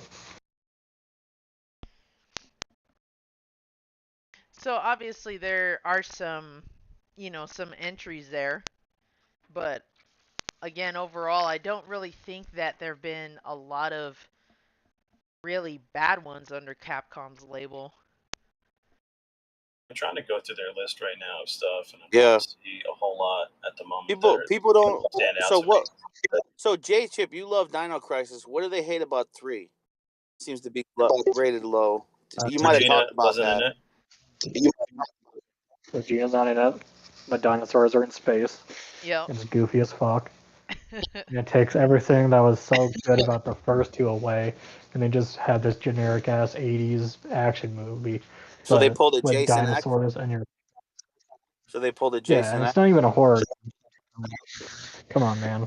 You're taking away the identity from this franchise. I'm gonna try to find some footage of Dinosaur Crysis 3, and if I can, I'll play a little bit of it because we already know what our luck is when it comes to showing footage of anything. By the way, dinosaurs in space, hilarious. Like just the idea, like I just imagining them just like floating around. Well, I mean, hell, we had Leprechaun in space. Yeah, critters in space, everything. We had critters were from space, so but yeah, okay. we had Jason in space. Good old Jason X. True, but doesn't it work better when they come to Earth? Like when we go to their place, it's just I don't know, it gets a little silly. And it just depends on the perspective of the person. Yeah, I just like critters when they're attacking us here. I don't know, something about when they. Can we all agree that the Chun-Li movie was awful? Oh, The Legend of Chun-Li is a masterpiece. Never seen it. I've never seen it. I've never even seen the original Street Fighter movie with Jean-Claude Van Damme. Oh, that's a classic. Yeah, it's so awful but good. I'm gonna go ahead and just kind of skim through here. Okay, boom goes the ship. Goes the dynamite. So Darkwing Duck on NES was Capcom, right? Yes. It's not a bad game. I don't love it though. I gotta tell you, I don't. You just keep hopping on these little things that you. What do you call it? It's almost like when you climb like a mountain and you're like hooking onto shit. You're just hooking onto shit the whole game. Enough. Like the whole game, it'll be good for like one level, and you just do it the whole game. You just fucking hook onto shit. Hook onto shit. I don't know about you, but I don't remember in the fucking cartoon Darkwing Duck hooking onto shit for fucking 65 episodes. I don't know. It's just not that good. I'm sorry. Darkwing Duck NES, skip it. It's funny that we kind of skipped over probably one of Capcom's earlier popular properties, and that was definitely the Disney games. Yeah. Oh god, Chip and Dale's so good. DuckTales really good. Night Hector. And the DuckTales remastered is pretty good too. Oh yeah, definitely really good. I love the cell shaded animation look of Can we- DuckTales remastered. Actually, there's a big elephant in the room here. Why has Capcom not released in some First format? of all, Vince, I'm trying to watch my weight. All right. All right. I'm sorry. Well, this is one of the things that everyone in chat would be buying. You guys would be buying if they would do it. And the only way that we've been able to get it released physically is on a peripheral that was only sold in Britain, and that is Alien vs. Predator. Why? Why can't we Yeah. get this released Damn them! to the public so I can play this game? Just put it off so I Legally. can hear overheat. Overheat. Hey, you know what? I would save my lunch money. I would walk home to the convenience store next to my house, and I would spend all of my lunch money playing that Aliens game and beating it. And I would do it every day. I played it at the mall, so I can relate. Anytime I had a chance to go to the mall on the weekend, if we were going to the mall that had AVP in the arcades, that's exactly where I was going to be dropping my quarters. That and the actual Aliens game itself. Oh, so good. The Aliens game. Yep. Oh man, music. The music gets me amped. You just come out on that first stage. All the guns are great. You know, how, like some games, the guns are. Some games, like the guns are. There's like one gun that's clearly good, and the rest are just dog shit. That game, like, it's so well balanced that whatever you get, the flamethrower or the machine gun, no matter what you're using in Aliens Arcade, it's just fucking just really good. You know, all the weapons. So, Vampire. What was it? Hold on. I thought there was a vampire game they did for. But it may not have been Capcom. That was pretty bad.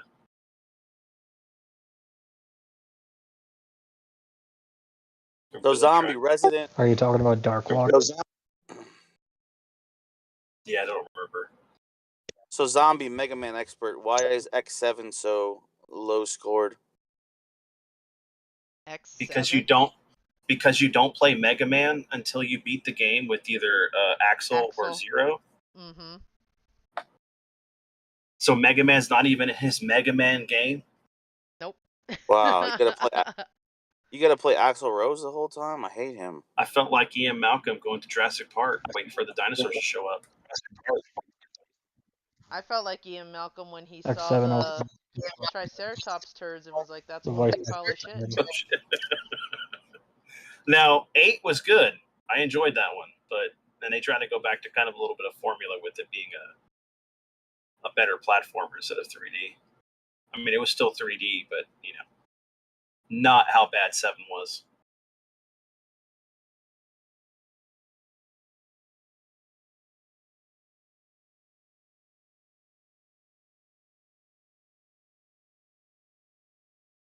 Wow, I'm going through this list of we never want to get political on here, but I'm going through this list of worst games, and I was not aware Donald Trump had a real estate tycoon video game from 2002 that has a whopping score of a 1.8 out of 10 based on 300 reviews. I know that's one, and everybody wants that sealed and slabbed and rated on condition. That's gonna be the next Nintendo World Championships cart. That's actually what I hide under my bed.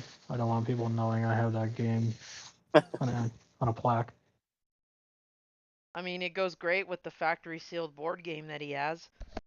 Yeah, and that awful show he did too. I'm sure you would be bored playing it. That's why it's a board game. On another topic, we got the Dead Rising series, which is fantastic. Mm-hmm. That was the good filler for while we were not getting Resident Evil games.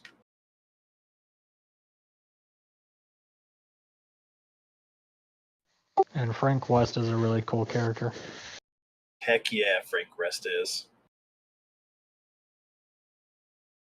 Get some footage here. I think that's where I got my whole fantastic all the time. I say Mouse sometimes. Capades. Mickey Mouse Capades. What? And I'm sorry. What an abortion of a piece of shit game. Just horrible. Mickey Mouse Capades. Ain't no Castle of Illusion. Ain't no World of Illusion. Mickey Mouse Capades. How dare you, EQ, even bring that game up in chat? The 2019 Bionic Commando was pretty bad. Oh. Comic Man says Eugene will murder me for packing on Darkwing Duck. He must like attaching hooks to things, though. I hold Eugene in I hold Eugene in a very high regard. He's a published, excellent author of science fiction books, and I would think he would demand more in a game than just hooking onto things for 45 minutes. But I don't know, man. I'm sorry. I tried to like that game, and We I all got freaking our love secrets, man. And I love Darkwing Duck too. Okay, and I had the toys as a kid. I watched the cartoon. I'm all aboard for the Darkwing Duck love train, but not the game.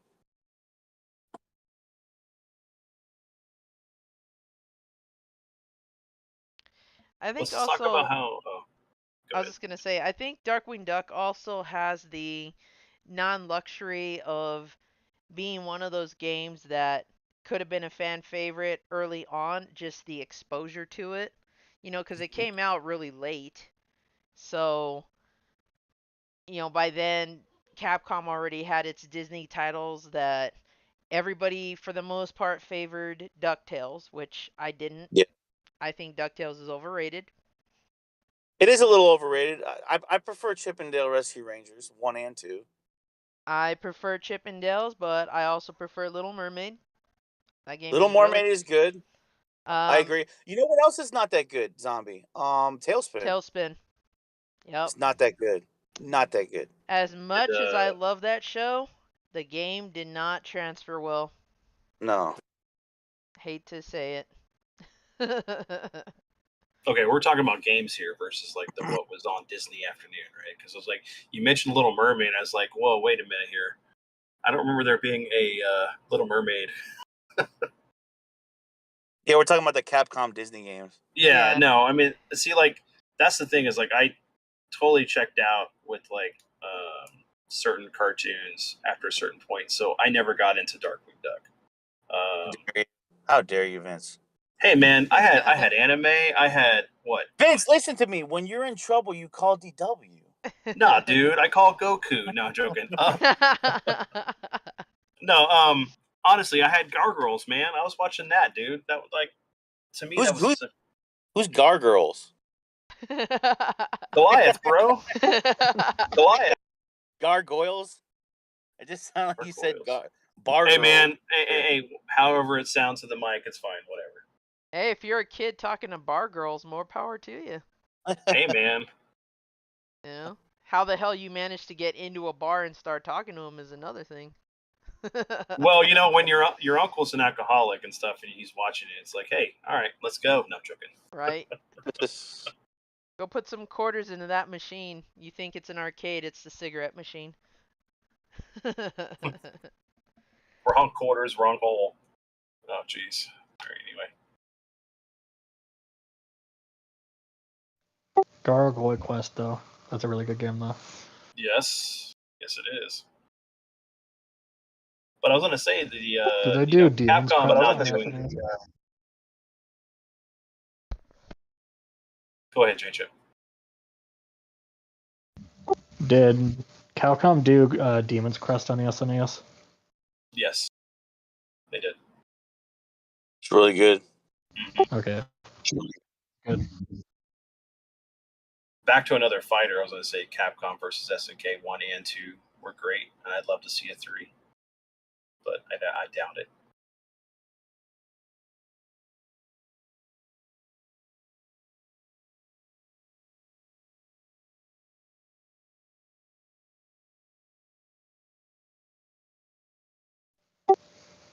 I hear those Marvel versus Capcom games are pretty badass. Oh yeah. By the way, Disney games today. Where does Disney stand with games today? Like, do you see as many anymore? or from Capcom, not a whole lot. Well, just in general, I'm trying to think. Can you even name some? Have there been any good Disney games? Well, I mean, you had there was a game for crap, was it? There were some of the Pixar games we got. There Yeah, was a couple Cars games. There was one for right. Wall-E, Toy Story. Toy Story. Um, I want that. I want that Disney Kart Racers that's coming out soon on Switch. Anyways, sorry. I know that's I mean, Kingdom Hearts is the closest we've gotten to yeah. anything at the moment that I can think of that's Disney related. Mm-hmm. It's a little bit of a side tangent, but still kind of on topic. But that's Square or Square Enix. Is there one Kingdom Hearts that's considered the best? 2. If I wanted Two. to, if I have never played them before, if I wanted to try one, 2 is the best. I mean, try one, If you've Two never, is the if you've best. never I mean- played them before, play the first one. play the first one. yeah, it's got Billy Zane as the main villain. Well, Yeah, it's got Billy Zane. Well, look, dude, I live in Because if Florida. you play This is like these other Kingdom Hearts games, like they just don't make sense. So like starting with Yeah. the first one is the only one that'll like make actual sense of the story and the plot and shit. Well, because I'm in the thick of it here. I mean, I live in Florida. This is Disney World, like Love Fest down here, and I kind of fall into that. Oh, I love me some agree. Disney.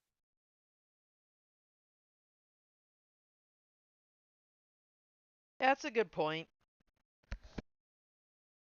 Play the first one. Yeah, play the first one. I mean, Did if it you get just play 1, 2, and 1, 2, and 3, you're fine. Did it I mean, get you a may have some. remaster or anything? Is there? Yes. Is it Yeah, they got a remaster on on what? the PS4 and Xbox. On the PS4, they have a box set called All-in-One Package that comes with all the games. So might as well look that's for cool. that one. On the PS4 and not the And Xbox. I believe they have a box set on the Xbox, but I got it for the PS4. And they changed the DS games into movies. If that bothers you, then I guess tough shit. But I mean, you technically don't the need to DS play anything other than normally numbered entries. No, I disagree. Because you definitely need to play some of the other ones to get an introduction Is it like a to turn-based certain characters. RPG or like an It's action action. based? Or it's like okay. It's basically a hack and slash, really.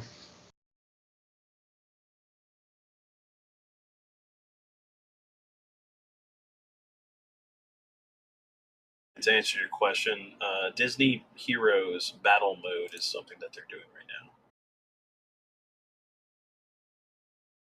Or battle something. Ooh, Adventures in the Magic Kingdom. That one's pretty good. Some of the levels I'm really liking that. Yeah, I was mentioning how while the game overall isn't that great, I did like the Space Mountain and Haunted Mansion levels, but only because Yeah. those are my favorite attractions. No.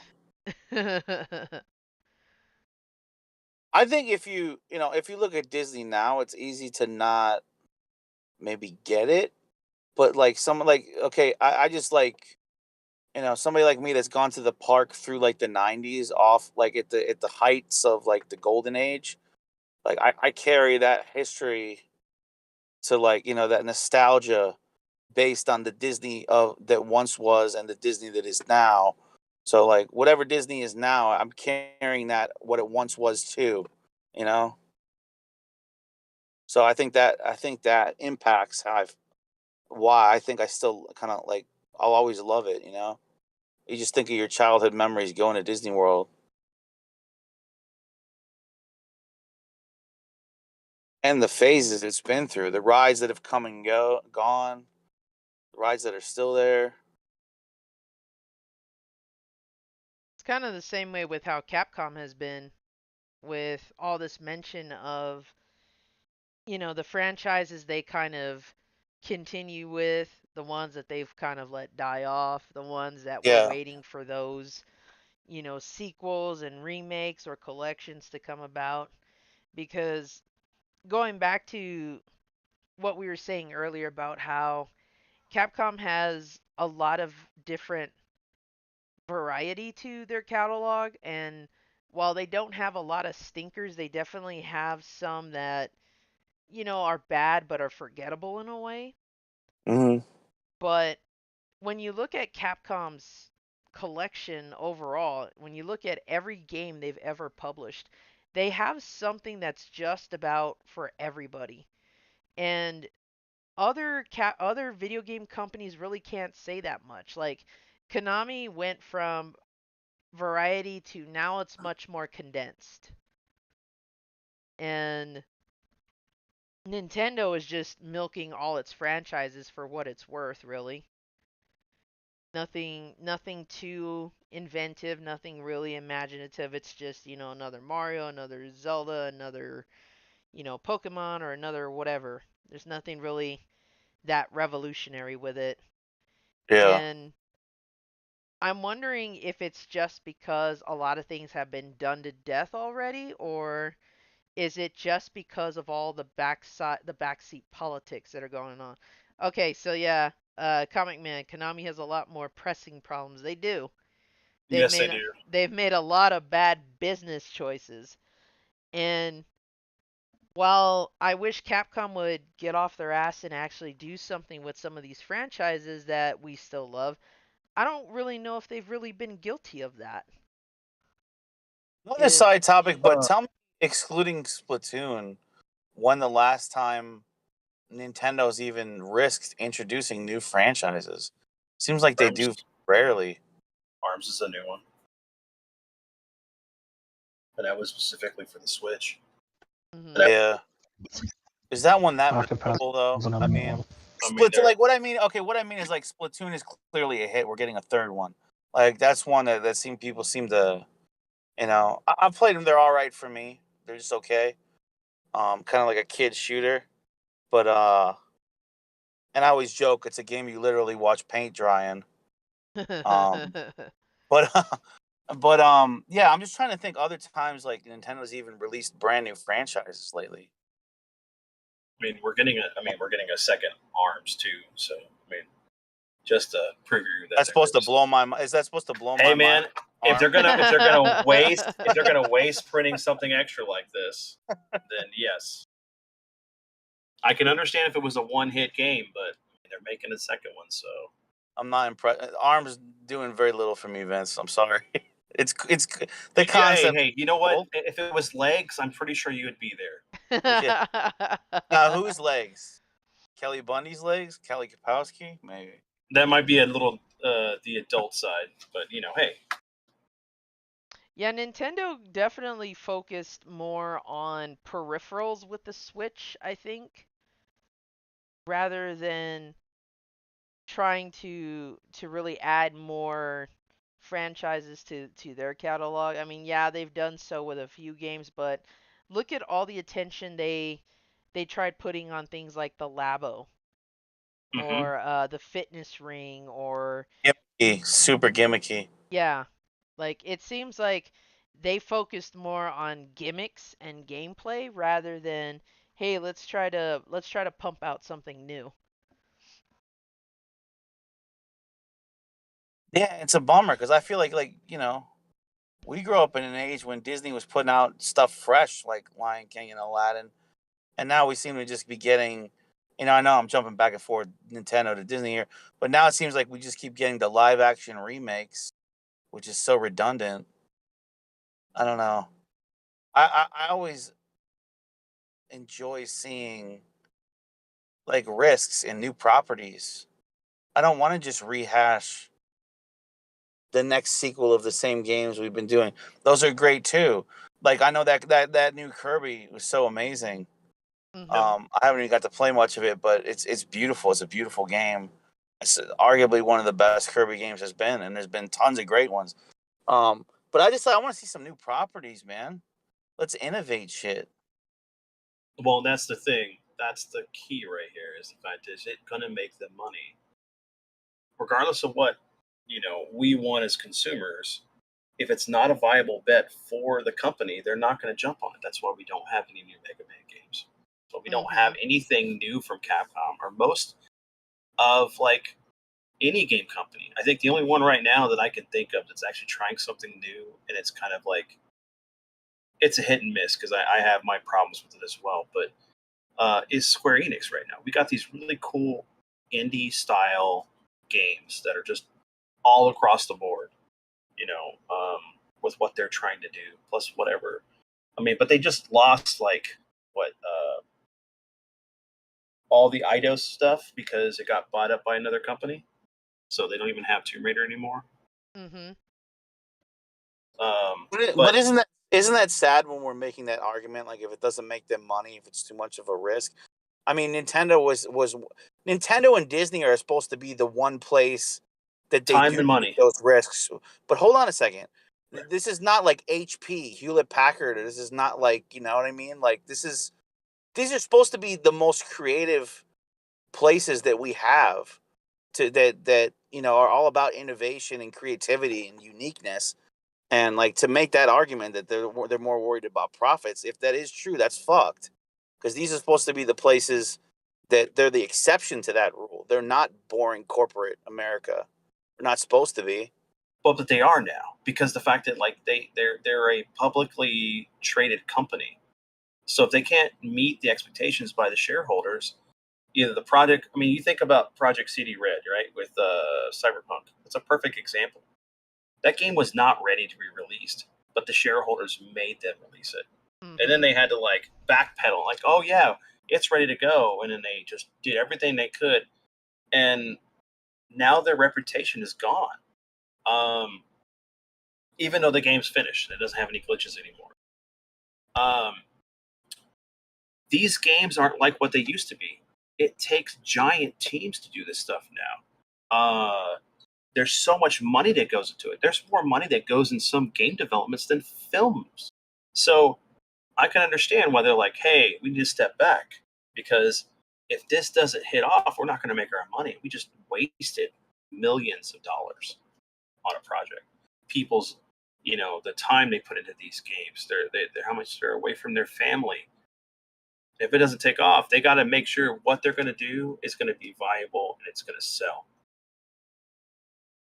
Capcom, Monster Hunter is going to sell. Resident Evil is going to sell. Street Fighter 6 is going to sell. Everything else is up in the water. They'll test the market with releasing stuff like these collections because they can go, well, this is a good way to kind of test the feedback of the consumer. If they like this stuff, then hey, we're going to come back and we're going to help you out. That is one of the biggest things for like me as a fan of Square is the fact that like I want Chrono Break. I wouldn't mind a remaster or remake of Chrono Trigger with the same art style, but I'm not going to get it because back whenever the DS release of Chrono Trigger came out, they said if you want Chrono Break, you need to speak with your wallet, and you need to, if this game sells enough, we will do, we'll do it. But they didn't. It didn't sell enough because not enough people knew about the game. And that's why we were champions of the products we love, and we got to shout to the heavens and everybody else so they can hear that this game is great, so we can get more content made from it or from the company, so we can enjoy what we enjoy. And that goes across the board for everything right now. The only time like film that's a whole different bag right now because you got people that are making garbage, and then it's splitting the fan bases depending on what franchise you're talking about or whatever storyline they got going on. I'm not going to get into Star Wars, so you're good, right? But I would agree that testing the waters with these compilations is not a bad way to do things, but I really hope they are paying attention to what the fans are buying and why they're buying them.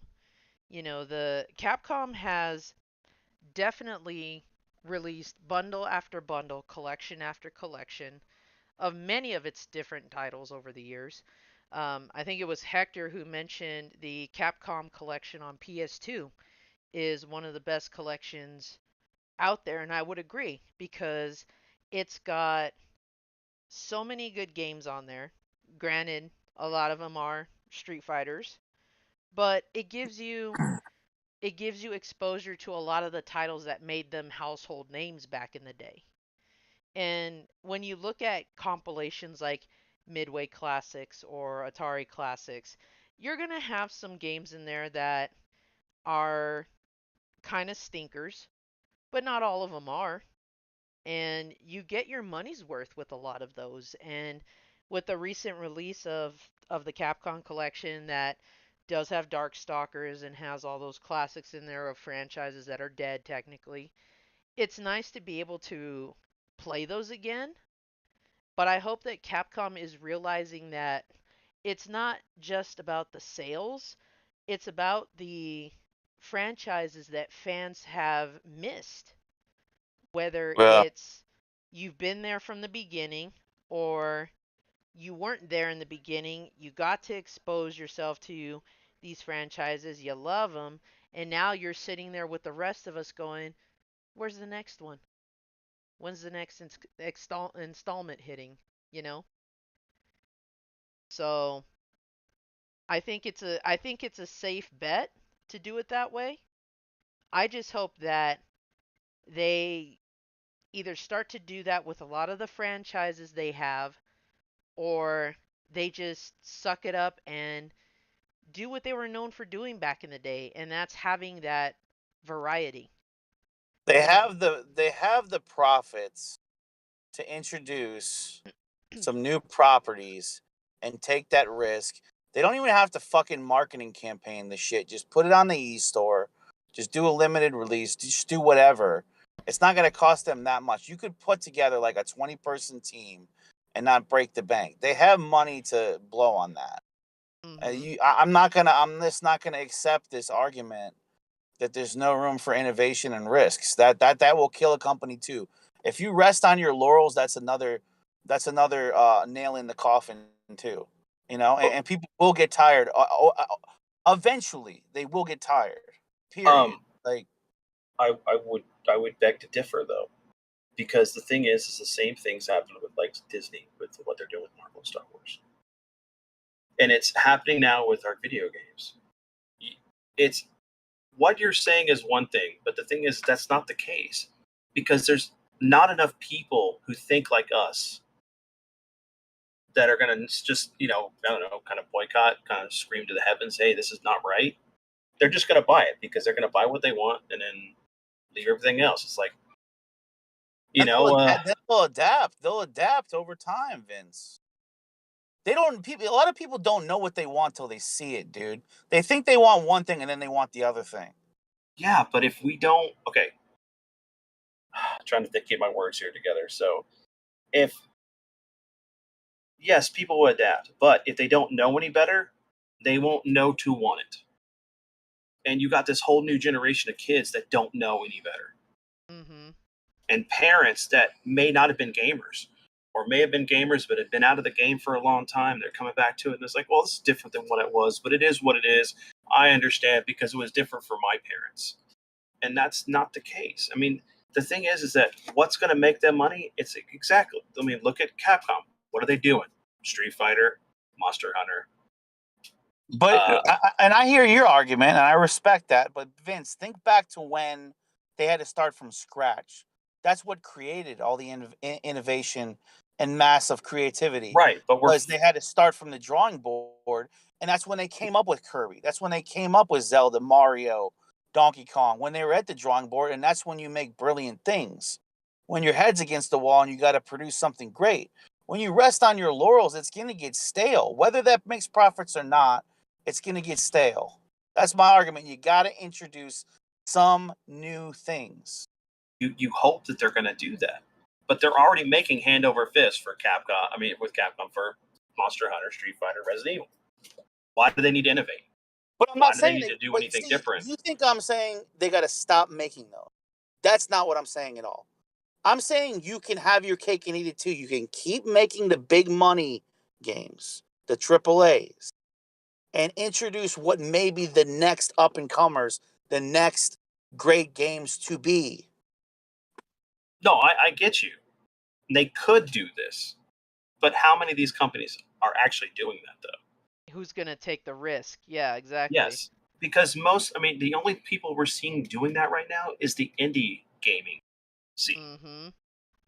They're the ones taking the risk. They're the ones bringing in new characters, bringing in the community because they're trying something. They remembered something from the past that they liked, and they're adapting it to the technology of today and giving it to us. Because apparently, the big three or the main companies that we grew up loving aren't doing that. They're not feeding us anymore.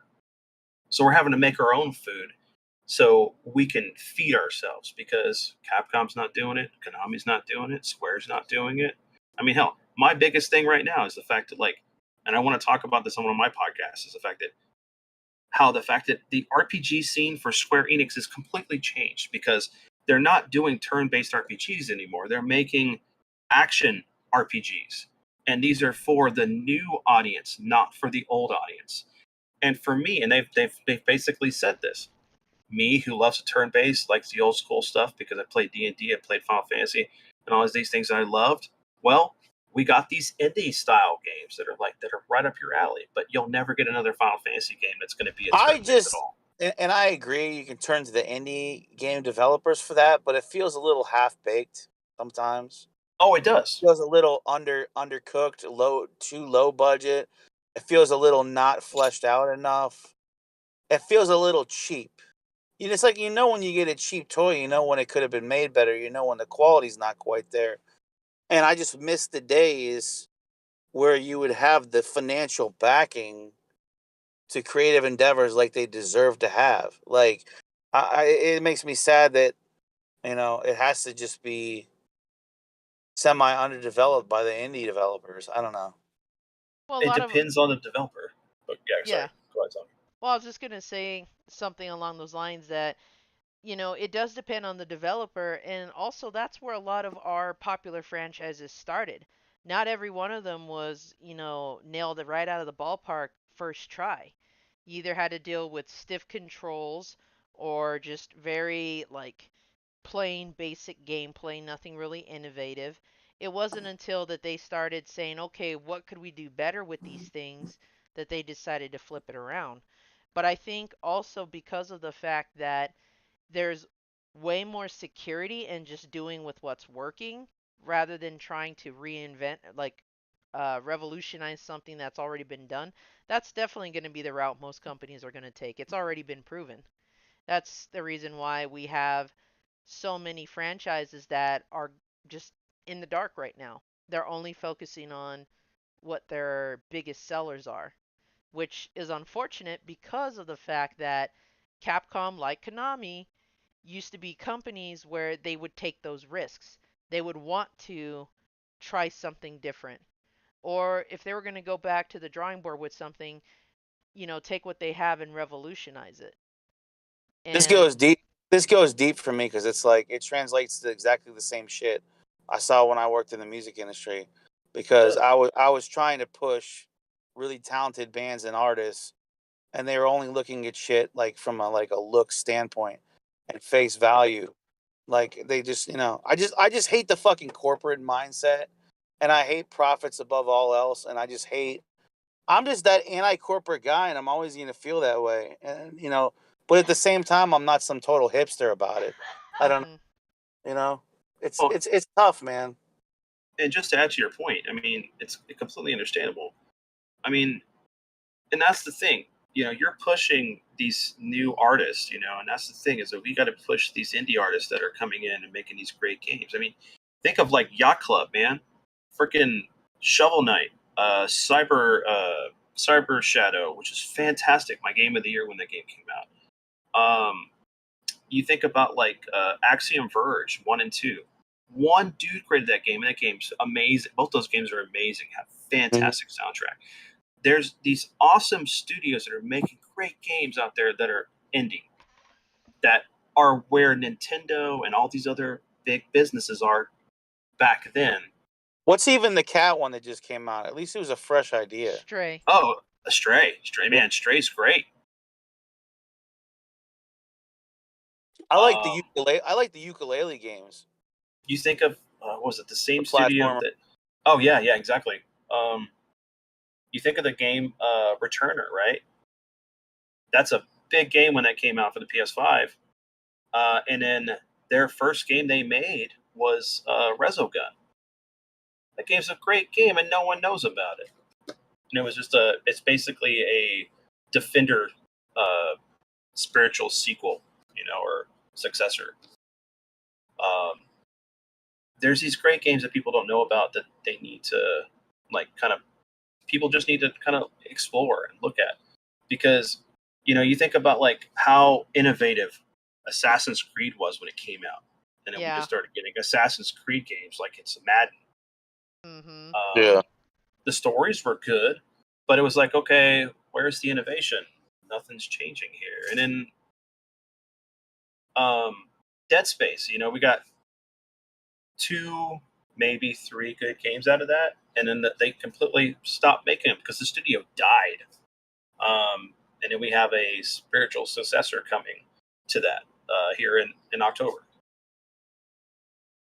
So I mean, there's definitely studios that are trying to make good innovation and bringing out new IPs, but not enough, and not of the main studios that we grew up with are not doing it as well. Like, as much as I, Michael Eisner, that guy might have been a prick at Disney, but one of the things he did was he revitalized. If anybody watched the documentary, and I know this is a tangent again, I'm sorry, but it relates back to video games.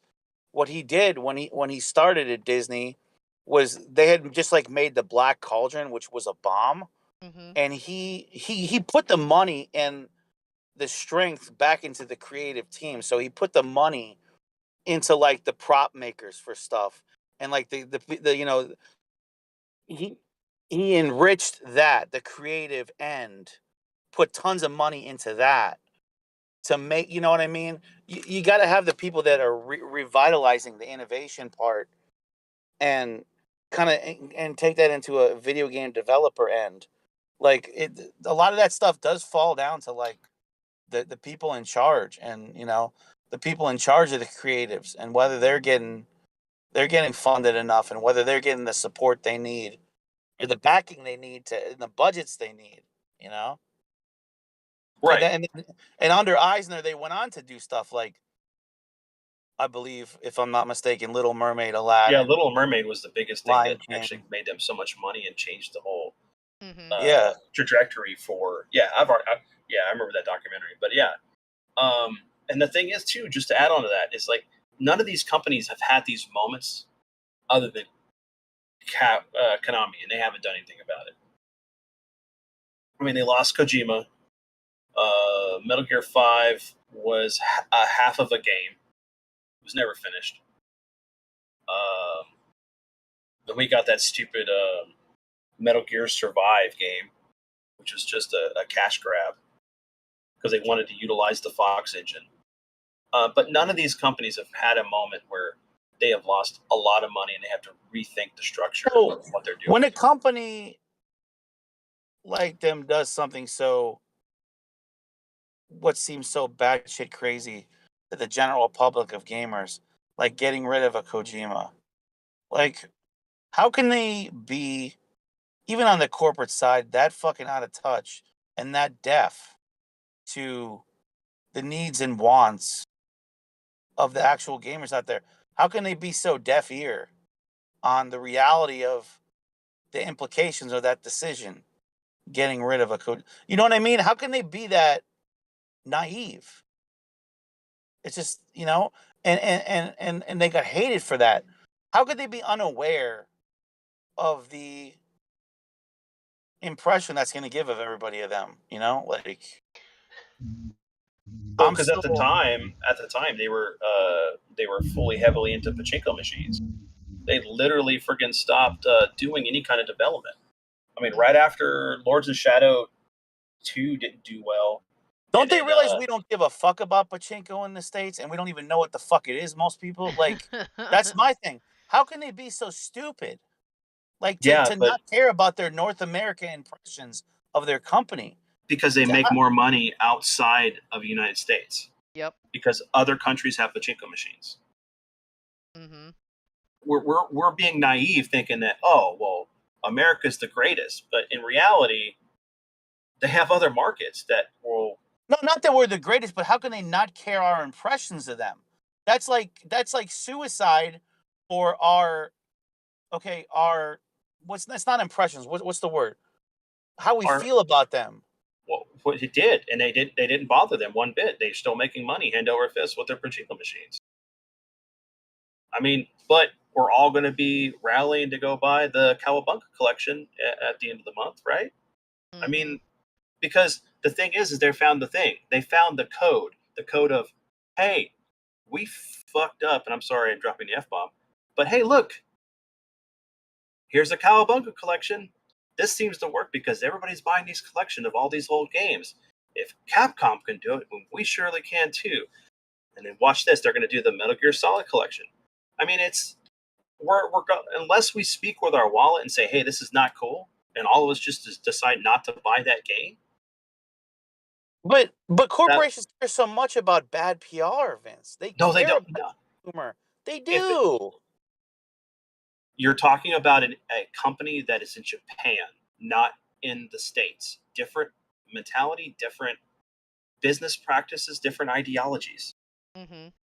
They don't care, and they've proven this multiple times. They do not care what the state says. That's precisely the great American empire. They don't care. That's precisely the reason why we don't get games in full translation, why we don't even get certain games over here in the States, why we don't get certain peripherals in the States. Yeah, it's the way that they view things in Japan is drastically different here, and because of that, they have more leeway, they have more ways of experimenting with games and systems than we do. We're going to focus on what makes us money, where over there, they're going to try to focus on what will bring the fan base back or keep them there, or what will bring new audiences in, which is kind of the same, but it seems that when it comes to the gaming industry, foreign markets pay more attention to what their buyers want than we do. I mean, you're not wrong, Ryan. What they should do is they should care about these things, but they Mhm. don't. No, I totally hear what you're saying. That's their priority, Japan. I just Yes. don't see how. I don't see how their even in Japan how that doesn't look bad to them. So they don't even care if people in Japan don't agree with them getting rid of Kojima, because I'm sure they don't either. Even there, do Japanese people not care that they got rid of Kojima?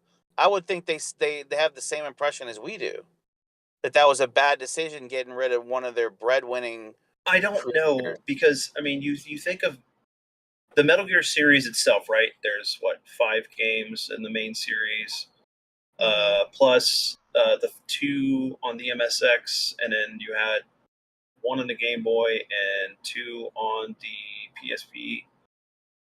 So maybe 10 games total? I mean, or maybe 11. And Like you know what Favreau's done for Disney, right, Vince? It would be kind of like if they were like just telling well, Favreau to fuck off, right? here, And you're right, done. That kind of thing. exactly. And but the thing is, you had just like Konami, you had Kathleen Kennedy over Star Wars, and she almost brought it to the knee, destroyed Star Wars, and she's still trying to destroy Star Wars, even though she has no creative rights whatsoever. So seeing that here, and in Konami doing what they're doing, it's like, yeah, they were mad about PT. That's why the PT demo disappeared. Because Kojima was working on this project on the side without like the heads knowing about it. He was spending way too much money on Metal Gear 5 because that game was supposed to be a lot larger than what it was, than the 2.5 acts we got in that game. Mm-hmm. It was supposed to be 5 acts. It was supposed to be the largest Metal Gear game. I mean, largest game ever. As far as So they cheaped out on the budget. Yeah. Well, and then they basically told him, hey, you either get this game out or not going to give you any more money to finish it. And so we got what we got. But then he was out because, when you got a guy that is your breadwinner that can make gold, and you tell him, oh, yeah, you can only make bronze. Well, I can't make your masterpiece. I got to leave. And, he's not his own new studio right now. Death Stranding was pretty decent. I just hate the fact that I'm not going to get another Metal Gear game under his helm with David Hayter as the voice actor. Right.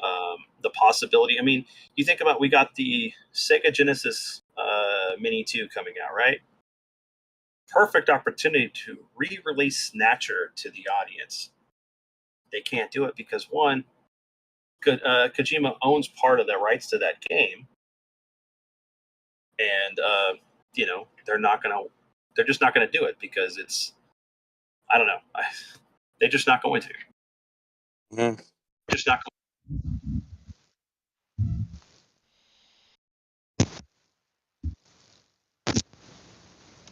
All right. Well, we are actually nearing. We're almost at the 2.5 hour mark. Good discussions though. These are these are things that impact all of us and the quality of the games we play. And these are the realities of how things are made or not made, or lack of games we're getting. You know. And I think that's also part of why when we have a discussion about, a company's backlog and kind of where they are right now, it's interesting to see everybody's different take on that and what they believe why some of these franchises aren't taking off like they could, why we haven't been able to get a sequel, or you know why these franchises are kind of where they are, especially when they were childhood favorites of ours. I mean, that point of view spans across almost every topic we've had on here: video games, movies, music, TV shows, toys. I mean, you can kind of see how that can be applied to just about every topic that we've discussed, but yet everybody's responses and contributions are always different, which is really great because it adds to the conversation. And I think that while we touched upon some of Capcom's franchises, we did not hit every significant one. But again, we can always come back to this. We can always do a part two on it. I just feel that after everything that we've kind of looked at and discussed, and what we've realized is going on with these industries and the politics involved, all I can say is I hope that whether they test the waters with these collections, whether they finally decide to give us the ports that we've been wanting, and that definitely is accord with Konami, who never released, an X-Men arcade port. I mean, you could play it on your phone, but we never got a physical release of that. We never got a physical release of the Simpsons arcade. You know, Yeah. Capcom has its titles where it's done the same type of injustice to them, and all we can hope for is, they're the company that wakes up finally and realizes this is what we got to do. We got to bring it back to these games that made us who we are, that brought in that brought in our audience, and our buyers and whatnot, because we already know that the mighty dollar is versatile across the world. That's what's going to speak. But if they don't take the risk to expose new gamers to what we grew up on and reinvent, or just draw fans in to these titles that made Capcom great, then we'll never see the light of day of any true sequel or any revamp to the series. We're going to have to constantly go back, buy all the physical copies we can of some of our favorites, or ROMs, and we're just going to have to live off that. I'm hopeful that Capcom won't make any bonehead decisions like Konami has and kill a majority of their franchises. Some are on the way out, but doesn't necessarily mean that they're gone completely. And Mhm. I just hope that while they decide what they're going to do next, us fans are the ones that are keeping these titles alive. We're the ones who are saying, go back and play this. Start from the beginning. You know, when these collections come out, buy them because it's probably going to be your best way to experience these either for the first time or be able to experience them again, but in new day and age technology. Mm-hmm. Because let's face it, the only way that we're going to be able to experience it the way that we did is if we held on to our original copies or we're able to get our original physical media.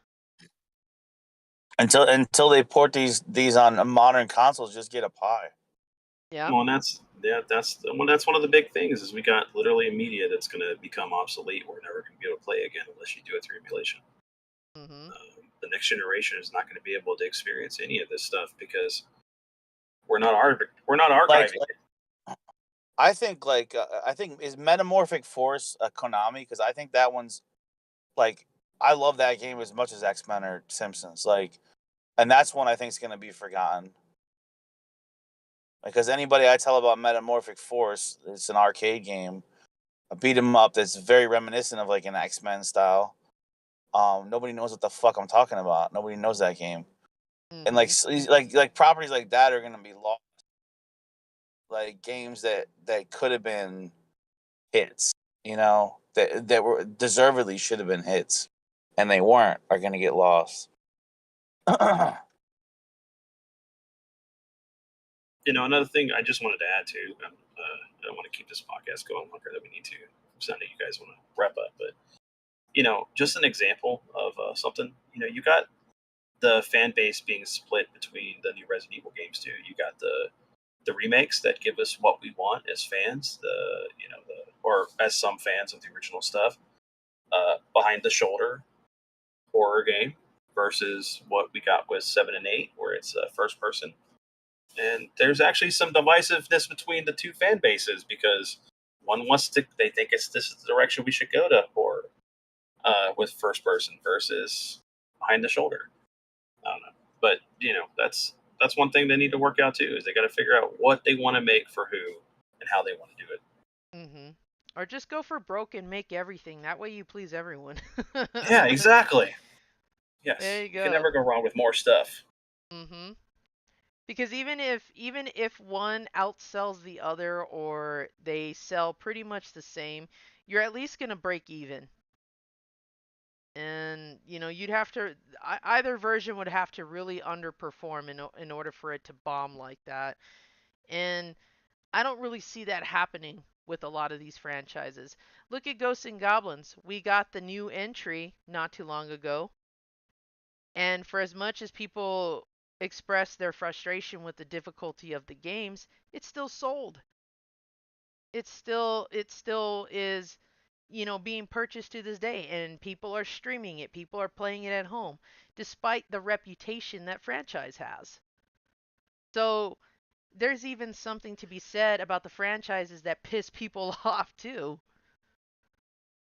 So, all I But can it, hope for is that they look at those things and they say, that's what we got to do. I would add that like it wouldn't be that hard to code in the game a first person option just to toggle between the two. Considering that eight's getting a DLC where you could play as Ethan from third person, Mhm. and then originally when they were designing 7, it was going to be third person, like we know and love. And the only reason why they decided to go first person was because of the hype and the love for PT, and that never happened. So they just continued with it. So there's a version of that game that they just didn't release that had where you could play Ethan like a normal Resident Evil game instead of the first person doing it. So it's something they could do. They could spend time doing, and I think it would be to their benefit to spend the time adding in these options for us as players to be able to play the way we want to. Mhm. I would agree.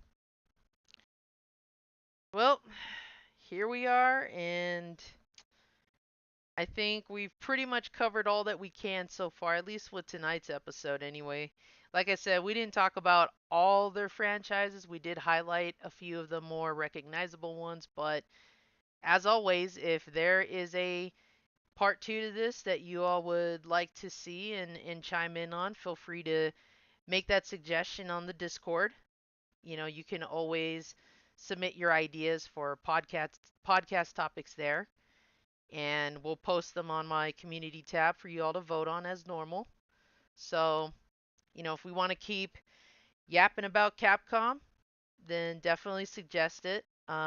We've also discussed looking at Konami's history and doing the same thing, where we just want to look at where they were when they first started, and then, of course, kind of where they went, where they are now. I think Konami would definitely have more to talk about in terms of bad business practices, but, they've got their franchises too. They've got their series that have, you know, evolved over the years from what we remember. I can always think of Castlevania and definitely Contra as some of the franchises that have um, really gone in a variety of different directions. Not all of them good, but not all of them, were bad either. So, but, you know, whatever ideas you guys have, definitely voice them on the Discord. Let people know what ideas you have, and as always, if you are passionate about the topic, then we would like to invite you to be on the podcast to share your thoughts and opinions and answer questions and give some insight to the chat as well. So I think that's pretty much all I've got for tonight's episode. Thank you, Dizzy, for dropping that invite link there. Guys, any final thoughts? Anything we want to end the show with? Mhm.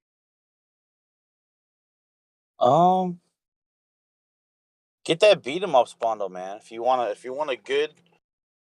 good bundle of Capcom games that to remind you of why they were so good, get that. I think they shine with the beat 'em ups, and I think Konami too. That's my favorite stuff they've both done. The beat 'em ups collections? No, no, yeah, I love their beat 'em ups games like the most. Like I really because they're so replayable. Right.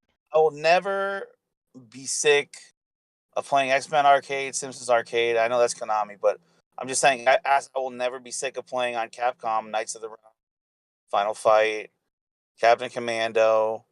All of those are infinitely replayable because they're so good. MVP for me. Yeah. Yeah. Mhm. Something I'd add would be, hey Capcom, if you're listening, I would love a 3D fighter collection. Power Stone 1 and 2, Rival Schools, Project Yeah. Justice. The list goes on. Keep up with that stuff. Yeah, I would agree. I welcome a new, Mega Man title as always. I think a collection of the 3D fighters would definitely be awesome. Um, Stop remaking Resident Evil 4, for goodness sakes. As much as I love Resident Evil, stop remaking and porting 4. Okay? Give Code Veronica a chance. Hell, even go back to the drawing board and fix Survivor. Or, Yeah. maybe do something with that Game Boy Color port. But yeah, a new Mega Man, a revised Code Veronica. Give us some of those. Give us some of those greats back. And BFG, stop making children. You've got 10 of them. Hey man, he's using that Konami code. Every time he does it, he gets another child. Whoa! Little below the belt there. It's all love. It's all love.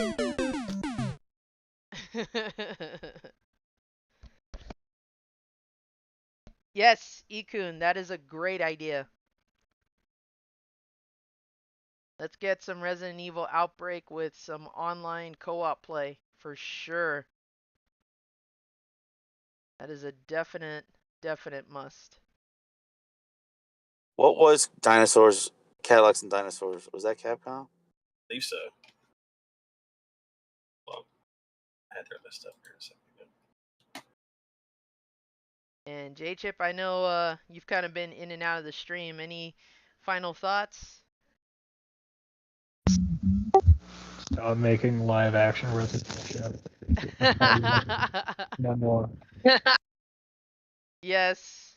No more live action Resident Evil stuff unless you're gonna do it right. Never watched it. Give creative control to the fans who know the series, or hell, give creative control to the people who wrote these stories for the games. Just keep doing the CGI movies. Don't do anything live action. Yes, because their CGI movies are definitely the better ones. They're canon. With what's her name? The freaking Fifth Element chick? I never remember her name. Mila Oh, Jovovich, Mila Jovovich. Multipass. Yep. Who went from really good Resident Evil movies to here's how I'm gonna flaunt my wife. That's what those Resident Evil movies became. It went from here's a Resident Evil adaptation to hey, here's my hot sexy wife. Ah well. Anyways, thank you all everybody for tuning in. Thank you all for contributing to the chat. As always, it's always great to interact with you guys. And then, of course, thank our awesome guests for tonight. Really appreciate you guys being here. Anytime, guys. Oh yeah, great job. And I know for a fact that we could definitely go more in depth with this topic. I happen to see what Ikun suggested about a Capcom versus Konami, which maybe this could be like a little trilogy of sorts. We'll discuss Konami next time, and then we'll pit the two together to see who has more pro than con when Don't it mind comes. being on that one. Maybe make a game of it. It was like some sort of online game or something. I don't know, but definitely keep those ideas coming. This was an idea from J Chip, and Vince definitely felt like contributing to this episode, and you guys did an awesome job with facts, opinions, throwing them out there. You know, bringing attention to a lot of these things that most fans probably overlooked and didn't know about. But hey, that's what we like to do here. So, on behalf of me, Zombie JLT1, your patient zero, as always. Retro Ryan. Peace out, everyone. Vince.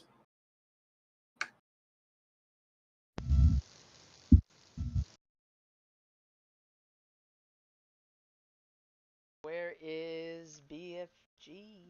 I don't see him in the Discord.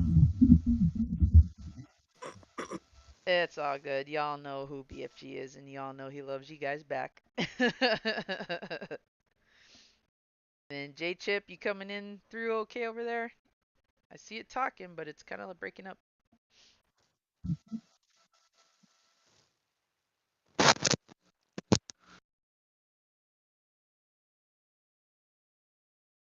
Yeah, that's probably what he's doing, Dizzy.